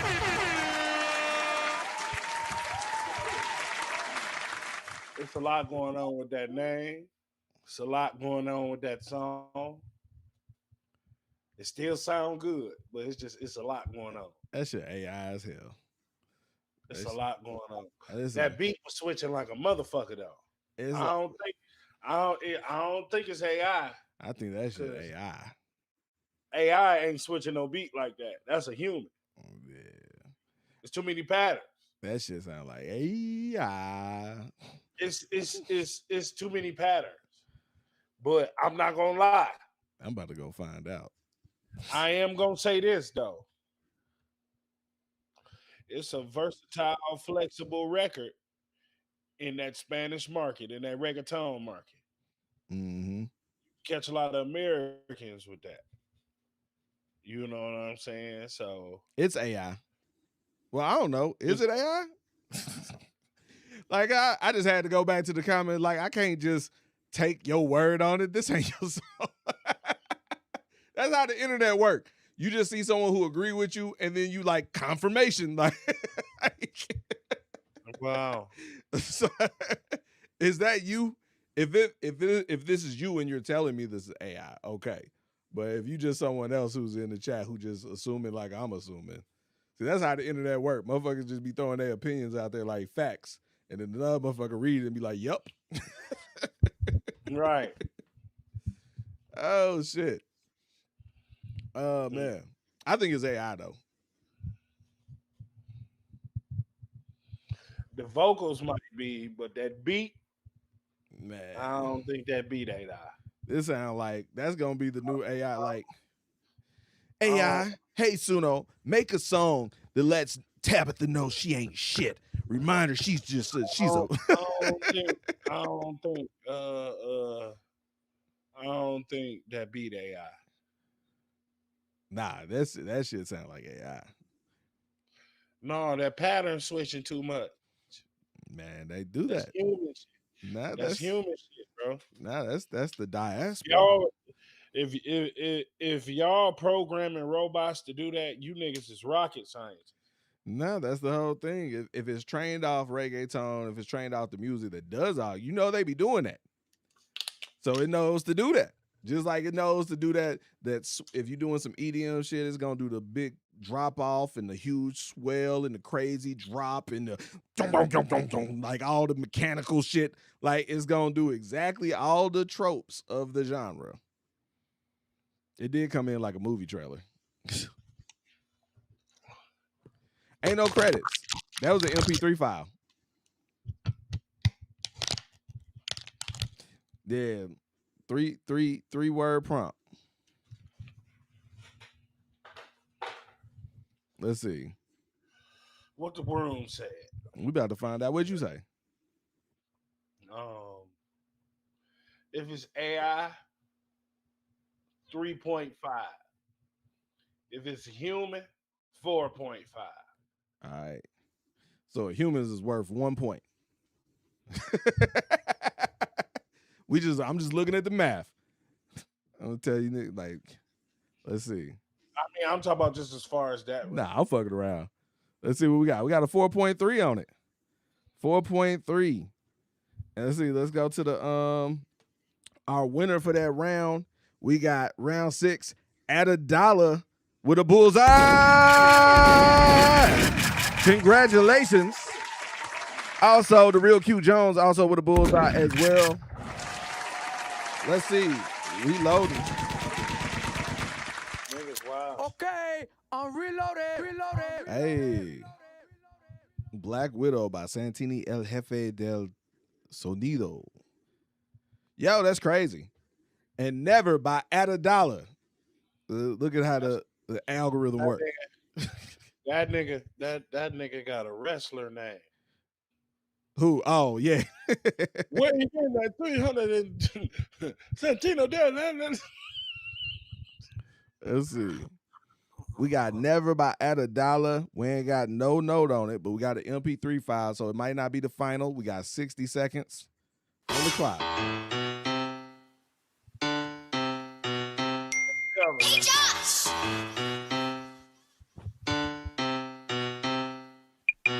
I never scotch cheese with a rat, talk bread with a bird, make money moves with a snake. I never scotch cheese with a rat, talk bread with a bird, make money moves with a snake. Nigga, what the fuck you want? I dog walk a nigga down about mine. Watch how the money come and go when you around. Watch how your family friends come and go. When you broke, you ain't nothing but a friend or foe. Watch who you keep close. Blood ain't no thicker than water. Circle full of two-faced backstabbers. They'll smile in your face. If they hiss once, they'll hiss again. I don't put nothing past a snake. It must be a rat race. Even if you win, you still lose. You still a rat, remember that. Loose lips sink ships. Snitches get stitches and end up in ditches. Another street lesson.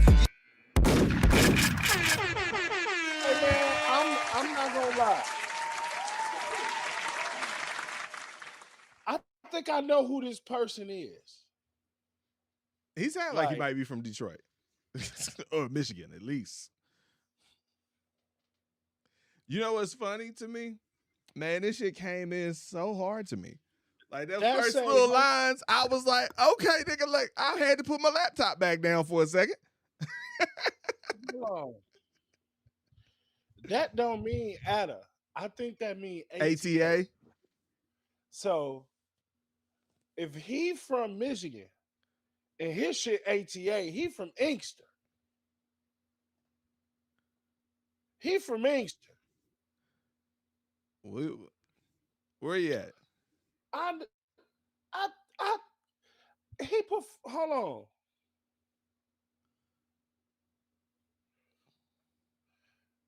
Dollar, drop a comment, bro. I think I know who you is. Yeah, it came in like, it was like, I never talk cheese with a rat. And I was like, okay. And he said, I never discussed bread with a bird. Okay. And then it was like, the next line was like, all right, let's see where this goes. And it was like, why he start over so fast? He left a whole bar off. Like, I was like, oh, shit.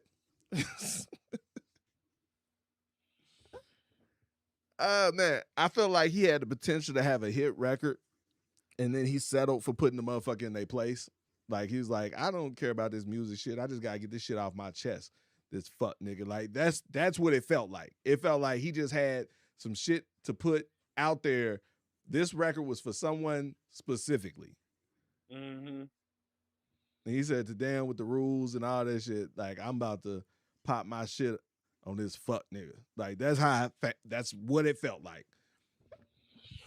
Yeah, the vote ain't open. The vote open. The vote ain't open. That's on me. I thought the vote, I'd been hit that button. Definitely a purge situation. Wow. He said, you definitely know him. Nice little therapy session.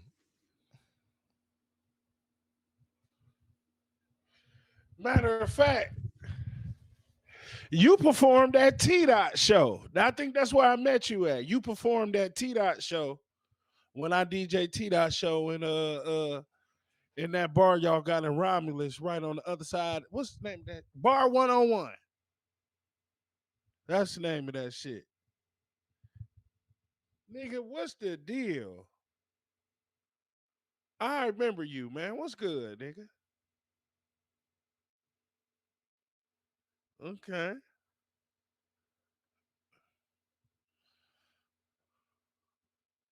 Because I'm sitting here like, man, I know this voice. I never with a rat. Okay. Okay. Shout out my Inkster niggas, man. Across the avenue. Okay. Likewise, good brother. Likewise. What's up, Fingers? Mm-hmm.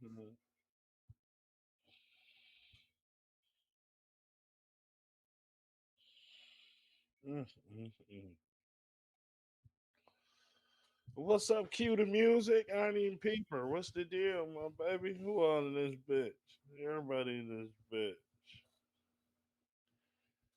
Everybody in this bitch. Mm-hmm. Come on, let's keep the show rolling. It's about to be lay down time in a minute. Let's see. We got 40 seconds left on the clock. Y'all niggas hurry up and vote. Man, I'm on the same thing. About to pack it in for the new week. Yep. Hell yeah. Hell yeah, man.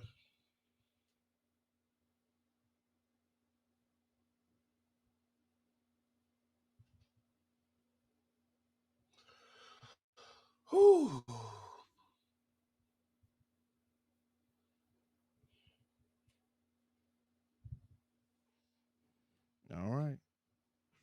8 seconds.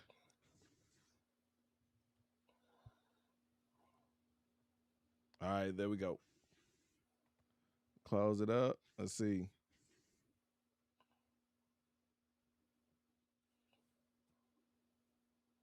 $4.1.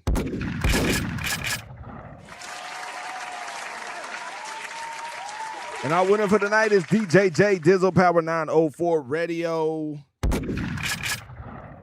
Winner for round 7. Okay, I'm reloaded. No bullseye. Okay. Niggas ain't got no bullseye. That was a lot of variant opinions. Okay, a lot of different scores. All right, let's see. What round is this? Like 6? Nah. This is 8. We're on the round 8. Good deal. So much double tracks. So much by double tracks. Hold on. As a matter of fact, I'm about to read. Let me add this up. Do that, and we good. All right. This is on Spotify.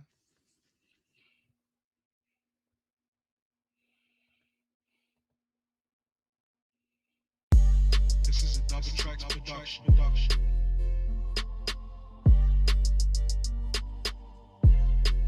What you gonna do?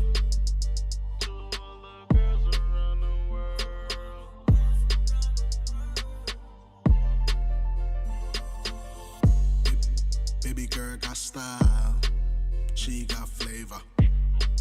Maybe she from Africa, or maybe Jamaica. Somewhere in the islands, maybe Barbados. Maybe from the US or Argentina. I got so much loving to give to you. So much loving. What you gonna do? So much loving to give to you. So much loving. What you gonna do? Baby girl got class. She speak fancy. Maybe from the UK or she from Spain. Somewhere in 59 seconds on the clock. Get y'all votes in. Get y'all votes in.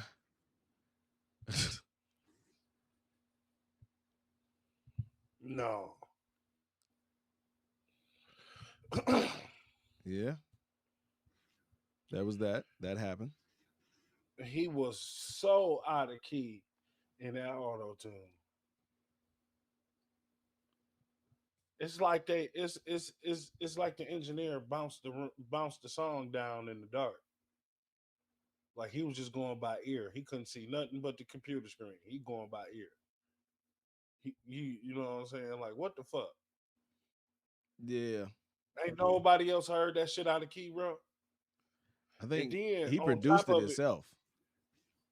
But on top of it being out of key, in the auto tune, the vocals still dry in the auto tune. That shit, like that's just it's not gonna cut the mustard.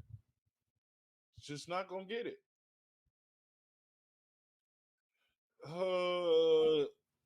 But the beat was fire. I don't hear too many Afro beats songs with that hard traps in there. That was different.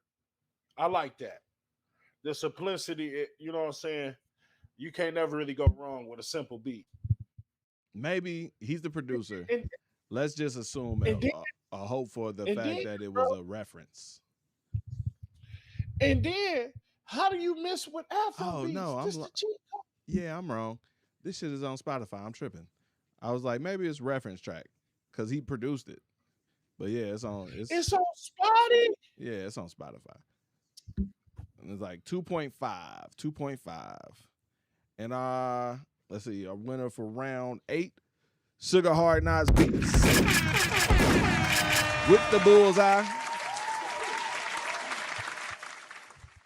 2.5 is crazy. 2.5. I was gonna say 2. Let's see. We about to reload. I give him 1 point. I give him 2 points for the beat. Okay, I'm reloaded. It's like I've heard worse Yo. stuff.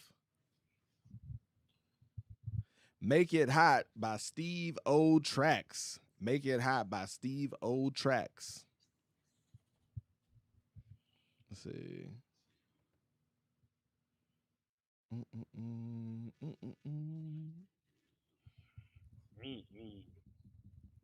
Let's see. Do we have a note? Looking for charismatic talent for this rap track. Veteran spitters, 2 Chainz or YNs with lyrics. Maybe a female like a Shauna from Chicago or Scar Lip from the Bronx. Let's see. That's an old nigga. I knew it was. So he said YN.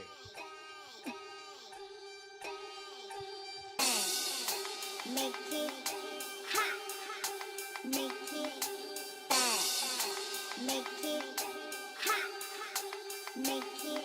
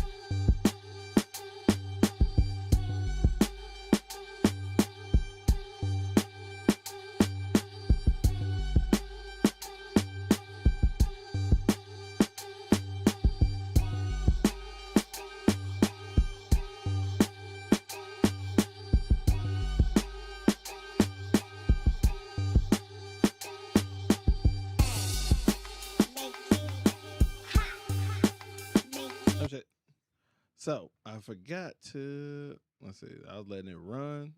I didn't stop it because it was a beat. And I just added some time up on the clock. Get your votes in if you missed it. Like, nah, Smooth didn't even bob his head. Smooth was stiff on.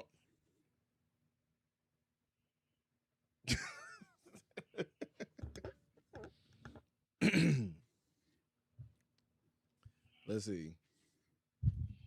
The way he described that song versus the beat I heard, no.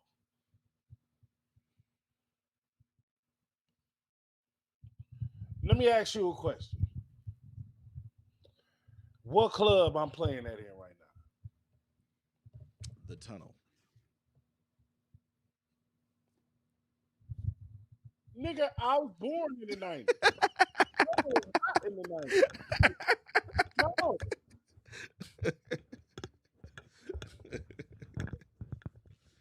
That's no. And then he said Shauna gonna rap on it. No, he said the type of like female. It ain't a soul, no, bro. Shauna's still from Chicago. Shauna still be on some hip hop shit though. With all them snares. Shit. I mean, Chicago. It's like it's two different scenes in Chicago. I'm gonna have to say the they know, my brother. Why the tie? Now, let's see. I'm gonna just have to say the they know. Let's see. Let's close it out. Tally it up. We got 12 votes in on it. 3.2. And our winner is for round 9, Black Crown Records. Black Crown Records. Congratulations. 3.2. Let's see. All right, bro. Let's reload. I'm reloaded. We got Shake That Wham by Pushin' Pooh. Shake That Wham by Pushin' Pooh. He's from the ghetto. Nah, it's a female artist. She's from the ghetto. She's young too. Let's see. She's still the Wham in the circle. Let's see what we got.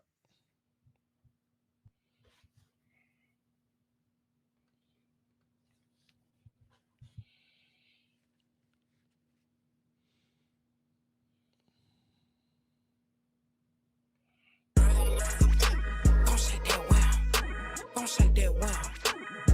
Had me like goddamn. Hey yo, Quagga, turn up shit. Bitch can't do it like me. I bet you won't. Bitch can't pop like this. I bet you won't. Go in any spot, don't care where we at, get it overly lit. Bitch can't leave the club like me, we having dog shit. Bitch won't shake that wham, have me like goddamn. Bitch, I bet you won't. I bet you won't. I bet you can't. I bet you can't. I bet you won't. Bitch, I bet you can't. I bet you gon' shake that wham. Gon' shake that wham. Have me like goddamn. Gon' shake that wham. Bitch won't take them shots, get on that table and grab them cheeks. Make them whole mad. Lil' mama know she bad. Bitch, I ain't seen no fine ass bitch like me. I gotta be humble. Walk in your trap, take over your trap. Shoulda named me Bankroll P. Look, baby, ain't piped enough for me. Won't smoke, you can always see. Push a pool, they call me P. Like couch, shit, they been on me. I bet you won't throw this stuff on me. She's from Atlanta. Mm-hmm. You can tell. Or somewhere around there.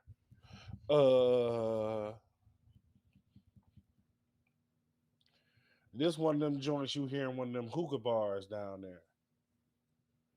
Where all the girls be congregating at. Their little liquor they bought in and kicked in. You know what I'm saying? Shit like that. Mm-hmm. But I ain't gonna lie though. That beat jamming. And then I gotta give it a point and a half on top on what I was already thinking too, because I could see it. Mm-hmm. So 4.5.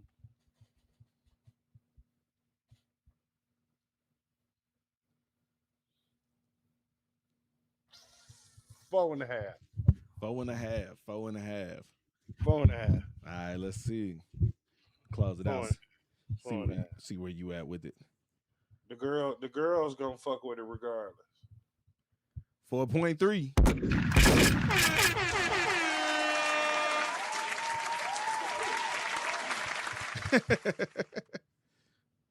Let's see. All right, we reloading. Round 10. We got round 11. We got 6 more rounds. Okay, I'm reloaded. We about to get through this expeditiously. We got Hip Hop Is Dead by Adam B. Velasquez.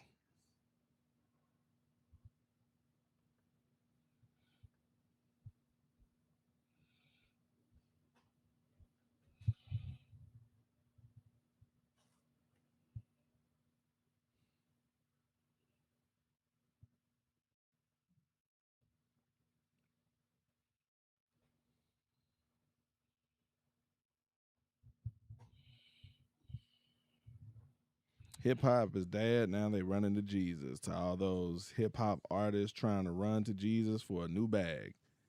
Oh, okay. He on y'all head. Code Blue, Trauma Room 7. Patient name, hip hop. No pulse. Begin CPR. Charge the defibrillator. Clear. Still no. Again. What was he in for? He was using the Lord's name in vain and never took him serious. Dead, now they running to Jesus. Hip hop is dead, now they running to Jesus. Yeah, hey, running to Jesus. Yeah, hey, running to Jesus. Hey, better be for real if you running to Jesus. Hey, hip hop is dead, now they running to Jesus. Yeah, hey, running to Jesus. Yeah, hey, running to Jesus. Hey, better be for real if you running to Jesus. Hip hop is dead. Hey, better tread lightly while you running to him. Better be for real, ain't no playing with him. Hey, sick of all these rappers using his name for clout. Oh no, hey, that ain't gonna make you richer, that ain't gonna help you out. Oh no, hey, you just wanna do richer, time is running now. Time is now, save your soul, save your soul. Turn your back, don't let the devil take control.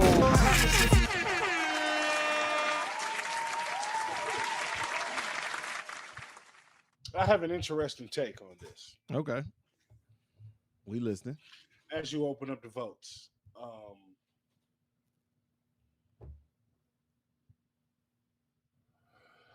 I think that the song and the concept versus the way he approached it is counterproductive. When a nigga as an MC, well, no, I'm gonna say it like this.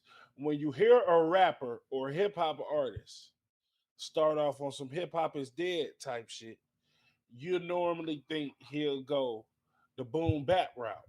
But his type of flow is one of the reasons why nostalgists, hip hop wise, started to conclude that hip hop is dead. So if we are going from a standpoint of intelligence and we put those factors in the mind, I begin to think that it's counterproductive to say that. Before we even bring Jesus into it, you know what I'm saying?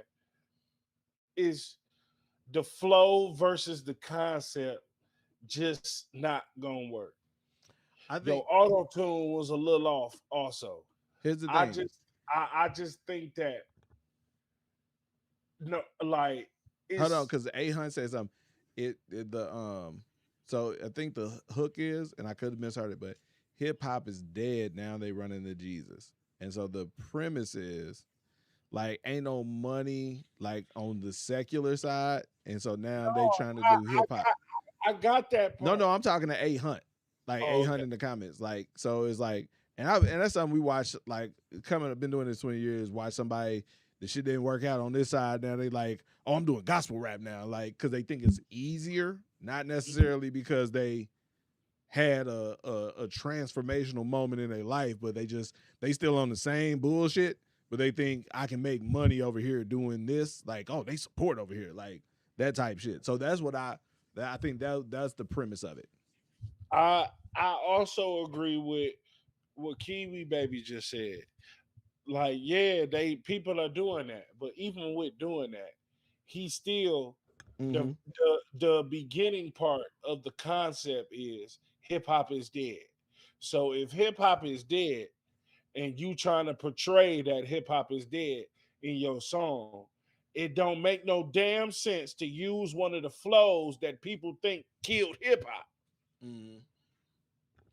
But I don't think he's referring to it as the genre, like the subgenre. So here's the funny thing is, to me, we talk about hip hop like it's a subgenre, but it's the overarching genre.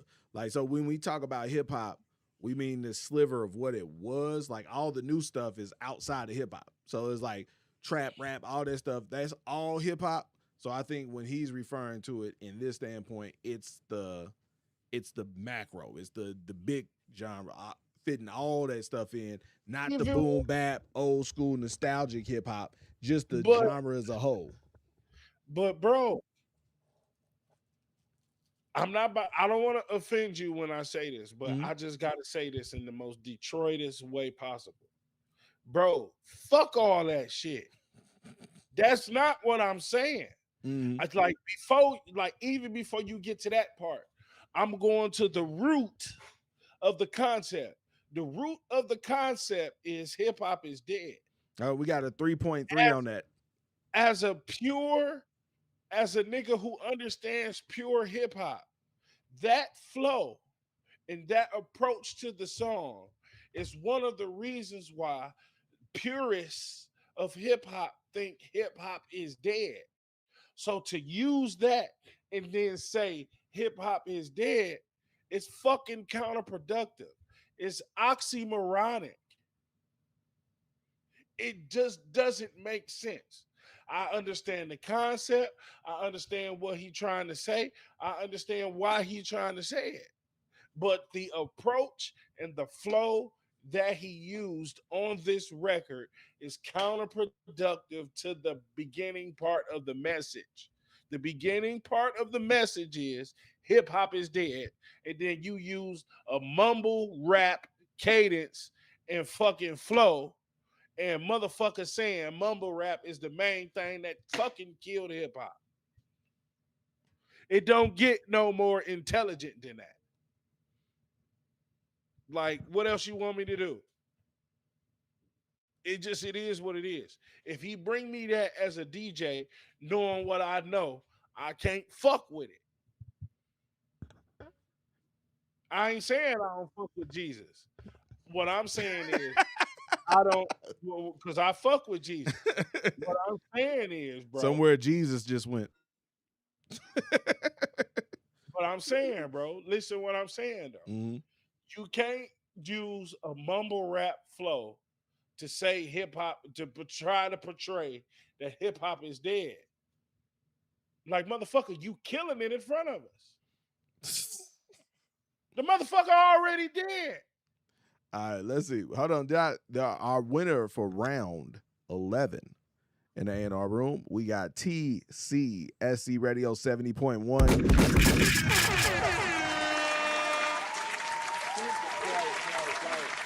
Hold on, let me get this cue. Okay, I'm reloaded.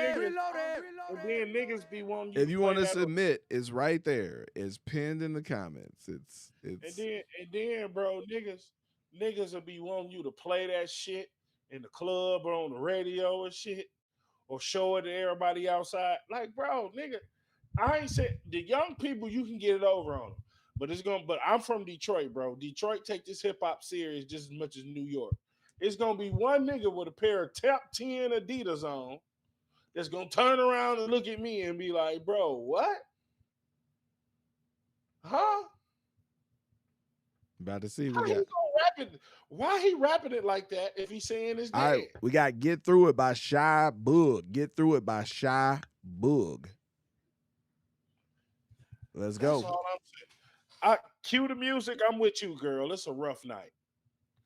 Oh yeah. All members get 20% off on submissions. I don't even. Where is this at? There we go. Girl, it's rough as hell in here.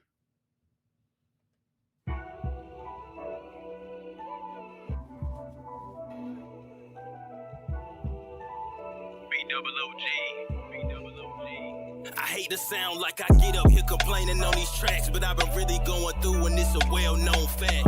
Trying to be strong for everyone and everybody else, but what about them days when I can't even be strong for myself?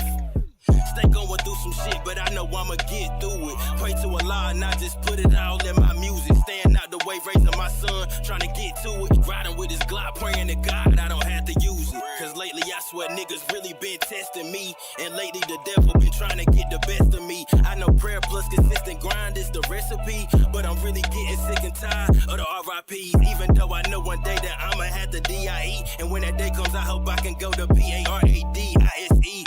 Paradise is where I'm trying to go. I just tell everybody I love them, cause you just never know. See my big brother leave this earth and that shit hurt my soul. That's why I never leave the house without my fucking pole. Nigga, I don't trust a soul. This world is too fucking cold. Hell nah, I don't trust these niggas. Hell nah, I don't trust these hoes. That's why motherfuckers barely see me when I come in town. And when they do see me, show fake love when I come around. And I don't wanna have to lay one of these little niggas down, but Goldsboro make you wanna put a nigga underground. Stay going through some shit, but I know I'ma get through it. Pray to Allah and I just put it all in my music. Staying out the way, raising my son, trying to get to it. Riding with this Glock, praying to God I don't have to use it. Stay going through some shit, but I know I'ma get through it. Pray to Allah and I just put it all in my music. Staying out the way, raising my son, trying to get to it. Riding with this Glock, praying to God I don't have to use it. Stay going through some shit, but I know I'ma get through it. Staying out the way, raising my son, trying to get to it. Stay going through some shit, but I know I'ma get through it. All right, give me the second verse. Staying out the way, raising my I like this. I hate when people spell in songs, but I like this. Yeah, this is a good album track. Very good album track. Very good project track. You know what I'm saying? To help fill in the gaps. This ain't the single. This ain't the video. But we putting this on the album. Mm-hmm. It's goddamn guaranteed. We put this on the project. And I'm going to be honest. This wouldn't be bad. I ain't going to say it's an intro. I'm saying like it's a good little first through 5, 6 song. You know what I'm saying? Like type song. Like the first song through the 6th song. Type song, type shit. Like I wouldn't be mad if it was the intro. It felt good as an introduction to him. Yeah, I wouldn't be mad at it, but he was flowing, he was going. My only nitpick is it took till Christmas, either unless the song was about to end. If that's the gap in between the first verse and the second verse, you need to cut that down a little bit. Nah, it was about to end. Huh? It was about to end. It was about to end? Yeah. So it's just one verse? Yeah. Okay, cool. All right, bet. So I ain't about to say nothing about the dropout no more because that was just the outro of the song. So, okay, cool. Let's see who this is. Damn, this nigga been on the site for 10 years. For the album track, Daryl Jones has donated 1 and says send TikTok X1. What I am gonna say is the engineering is cool, especially now. Like it do make more sense. It do sound like some shit that was recorded 10 years ago. I would say remaster this record and put it back out. Like it ain't bad. It ain't bad. I fuck with it. I got a 4.5. Yeah, that's what I was about to say. Yeah. I see who I want. For an album cut, 4.5. I'm gonna have to agree 100%. And in the A&R room, our winner is chosen. Round 12. Congratulations. That's a solid album cut. The score will be higher. The score will be higher. I ain't gonna say if. I'm gonna say when. When Brody get that remastered, the score will be higher. But for right now, it's a good 4.5. You know what I'm saying? Keep up the good work. Mm-hmm. Square's the business. Let's see. Bitch. We got what we got. That's over there. What we got over there?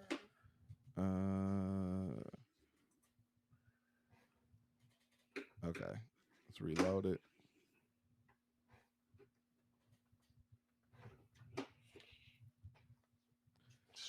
The Greatest Thing by Brace Smeezy.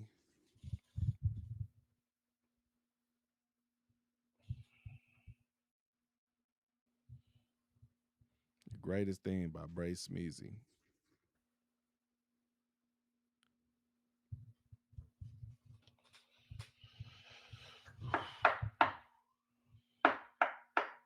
Close and tally. All right, there we go. Brace Smeezy.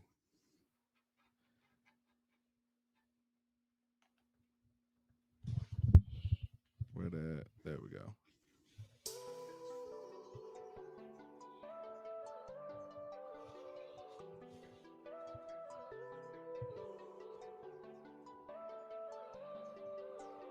Hey, this my jam.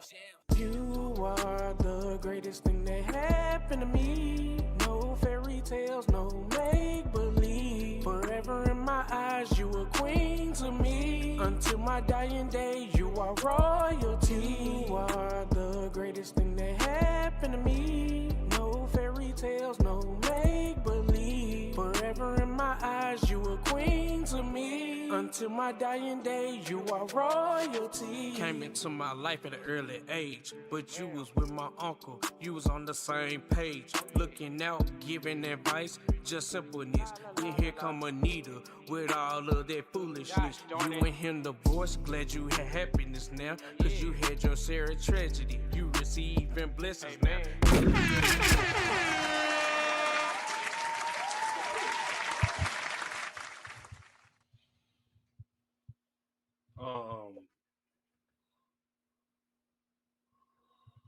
I think he need to re-record that song.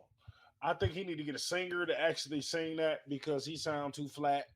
And then I also think he need to practice that verse a couple more times and then re-record it again too, because I could tell he was reading the paper. Mm-hmm. Like you could tell when the nigga reading the paper. You know what I'm saying? So yeah, I'm gonna have to say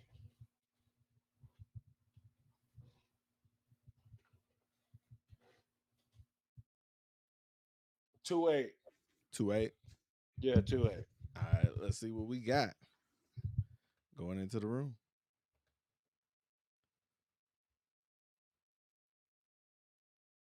A 2-8. And our winner for round 13 is Cue the Music with a bullseye. Congratulations. Y'all on the same page? Let's see. Okay, I'm reloaded. We got CTSV by Mr. Move Around. CTSV by Mr. Move Around.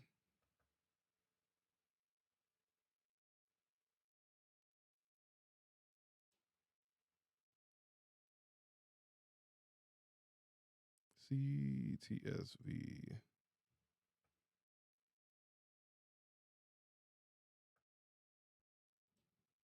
CTSV, send it.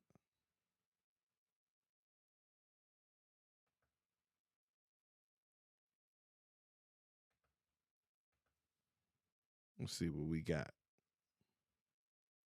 This on YouTube. Last track I sent you was the wrong one. This on CTSV. Correct link.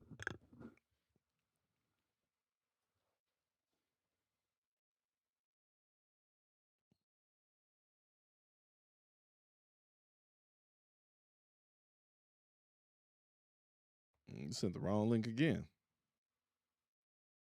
And go find it for you. Out in my Cadillac, seat laid back, and I'm getting wet and wave the cow. Paint that inside, new outside, but naked, don't be asking where your lady at. I pulled out the Cadillac, CCSV. Had to switch it up, I put the turbo in the V. C6 fly high, elevation, I'm up, stuck, geeked up. Pulled out the Cadillac, CCSV. Had to switch it up, I put the turbo in the V. C6 fly high, elevation, I'm up, stuck, geeked up. It's 5 in the morning and the nigga still on it. Person marijuana, soon from Wakanda. I been jigging like a summer bitch, get money in my persona. Door 50 hunters, 10 5s and 1s on a down flow. You know how it go. This ain't no Laffy Taffy, but she wet like Super Soul. Go 285 coasting, big bread loafing. She sent the cash out, it's time to do the hokey pokey. I'm up. How are you? Oh, you do well, and I do too. Do you pop them pills? Do you get a little loose? She on purpose, sex me, Hennessy and phones. We gon' to the moon, take off like Zoom. I'm a vibe, just be doing right.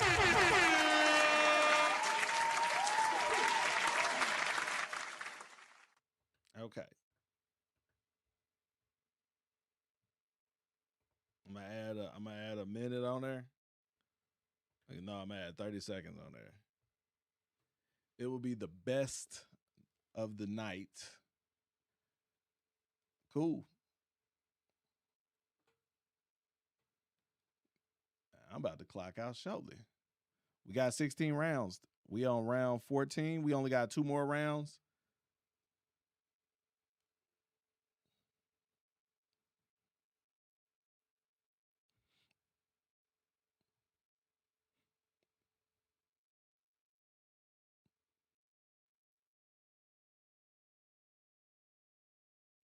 About to see. All right, closing tally it. Hold on. Did I add 30 seconds? Did I add that 30 seconds? I got sidetracked.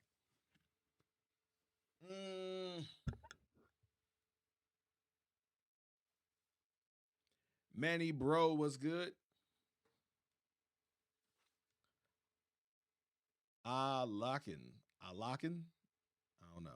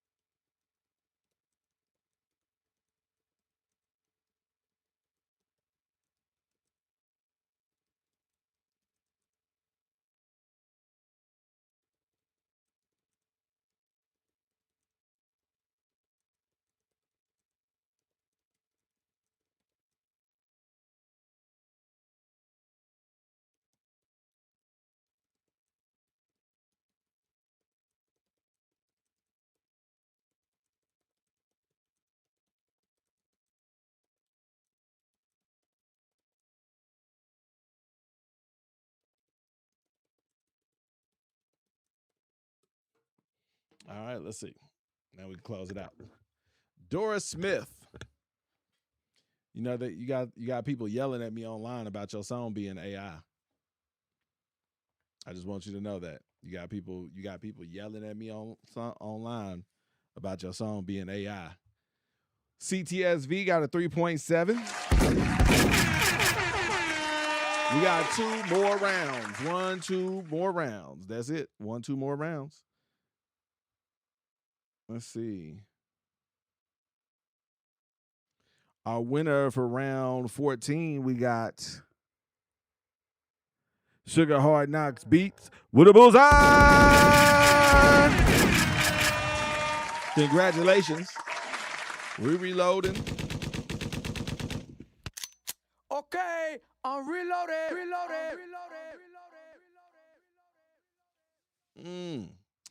Let's see. Oh, submissions. There we go.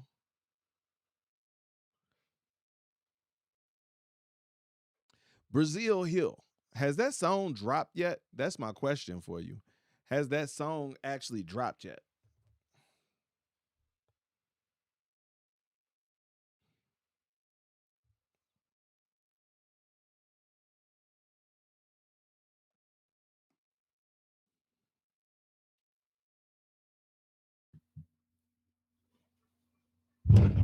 Kelby, I'm here. Okay. I got you. Let's see. We got. What is up now? Reload. Okay, I'm reloaded. Hell Yeah by SNB Dre. Dre featuring himself. I don't know how the fuck that works, but yeah, okay. Me featuring me. We got 60 seconds on the clock. Wow. No. I always had like the faith in me, like I'm gonna get it, yeah. She said you with it, yeah. I'm with my brother, I got the color, you know we with it, yeah. I'm gonna get it, yeah. She said you with it, yeah. I'm with my brother, I got the color, you know we with it, yeah. I'm gonna get it, yeah. She said you with it, yeah. I'm with my brother, I got the color, you know we with it, yeah. I'm gonna get it, yeah. She said you with it, yeah. I'm with my brother, I got the color, you know we with it, yeah. Don't wanna be seen right here, had no ain't living with fear. When I disappear, I wonder why I'm here. You lose your life right here. Like a dish, you lost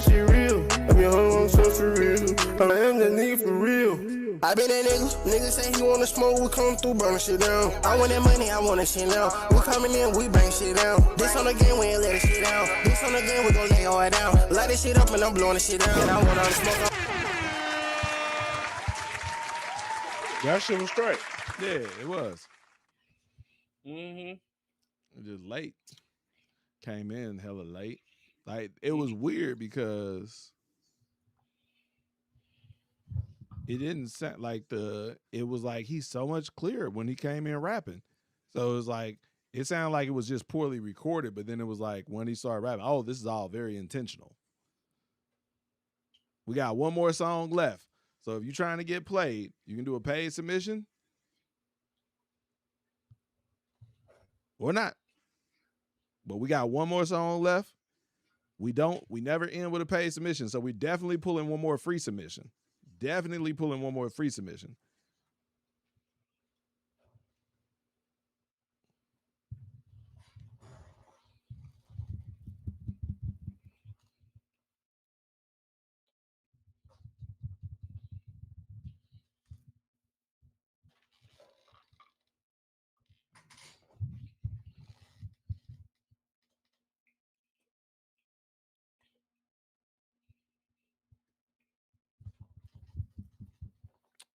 Man, I should have, I forgot.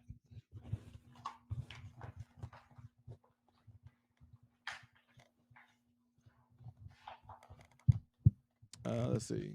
There we go. Tally it up. Let's see what we got.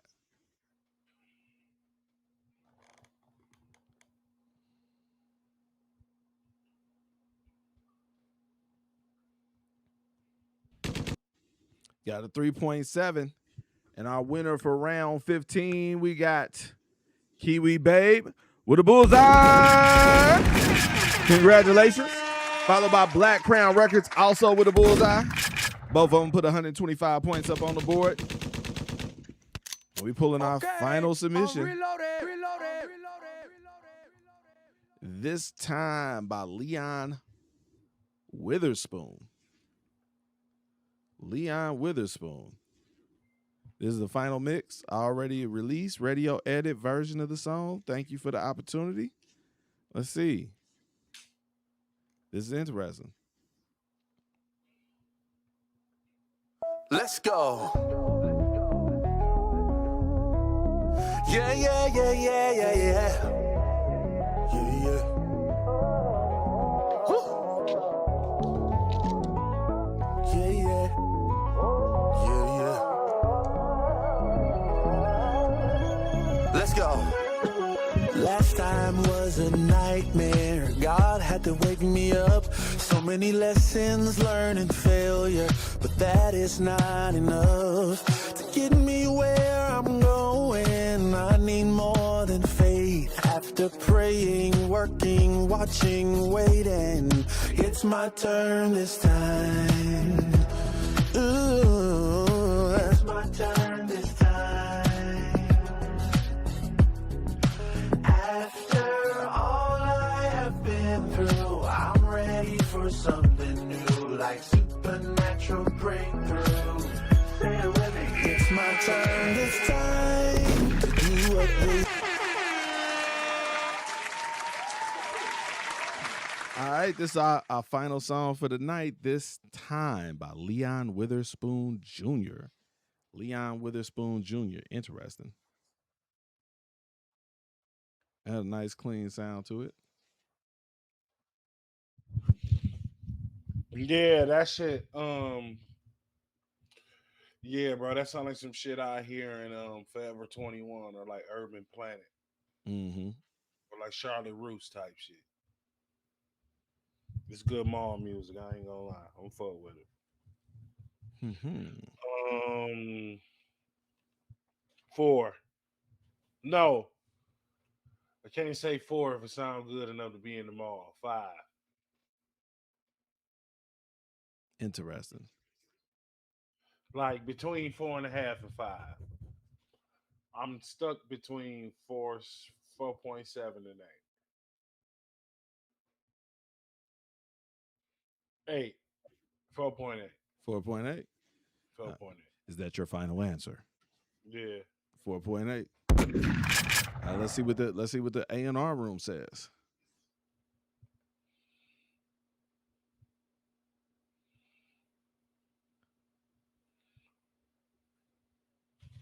Got a 4.0. And our winner for the last round, final round, round 16 in the A&R room, we got Sugar Hard Knock Beats.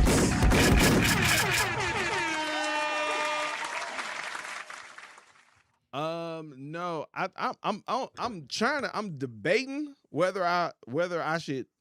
So we've been doing this. Like, so when you submit, you stay on the list for 7 days. So it rolls over for 7 days. So you can submit and you stay on the list. If you wasn't in here when you got called, you wouldn't get played. The only people who get played if they ain't in here, we are the paid submissions. So you got to be in here to be played. After this, I'm going to listen to some Jodeci.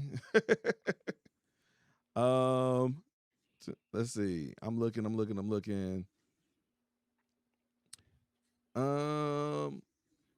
I was like, that's what I was trying to look and see if you got a membership.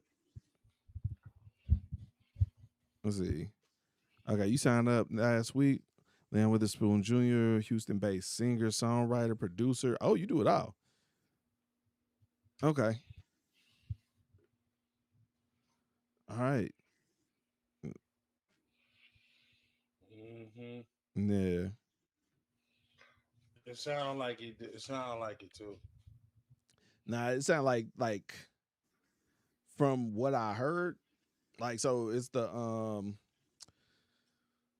the deadline for, it's a show out in Vegas for the Radio Connect Awards. And so looking for artists to perform at the Radio Connect Awards in Las Vegas Labor Day weekend. So it's like three shows that we're looking for artists for right now for Labor Day weekend. It's the Radio Connect Awards. That submissions ends either tonight or tomorrow. I don't remember. And then there's the Paint Lewis Festival, and then there's Atlanta Hip Hop Day. So that's why I was like, I'm listening to it, and I'm like, and I already had the clean version. I'm listening to the message on it and stuff like that. And I was like, he would have been a good candidate to have perform at the Radio Connect Awards. Right. But shit, Brazil Hill got something for that. I mean, but she ain't released that record yet, so I gotta see what she got going on. Let's see what Brazil got going on. Type shit. Yeah. So shit, we about to slide up out of here. Type shit. Yeah. Appreciate everybody who tapped in, everybody who submitted music, everybody who got played, everybody who reviewed, gave feedback. We about to close the room to see what the scores, your grades were for the night. What the grades looking like for the A&Rs.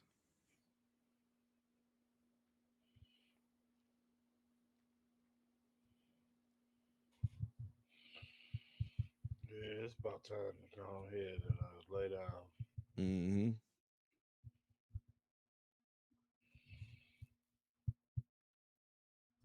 Let's see who our top A&R is for the night.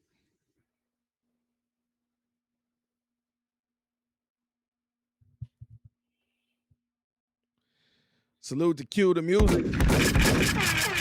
Our top A&R for the night. Followed by DJ J Dizzle, Power 904 Radio, Sugar Hard Knocks Beats in third, The Real Q Jones in fourth, Black Crown Records in fifth, Kiwi Babe in sixth, TCSC Radio 70.1 in seventh, and ATA Dollar holding it down in our top 8 slot.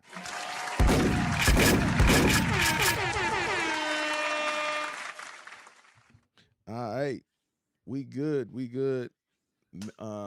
Y'all posts have been sent to y'all inboxes. We got some updates that'll be rolling out. Let's see. I think that's everything.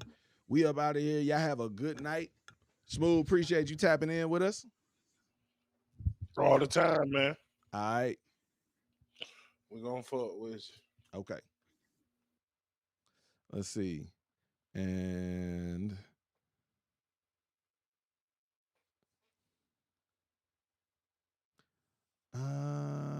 yeah, we out.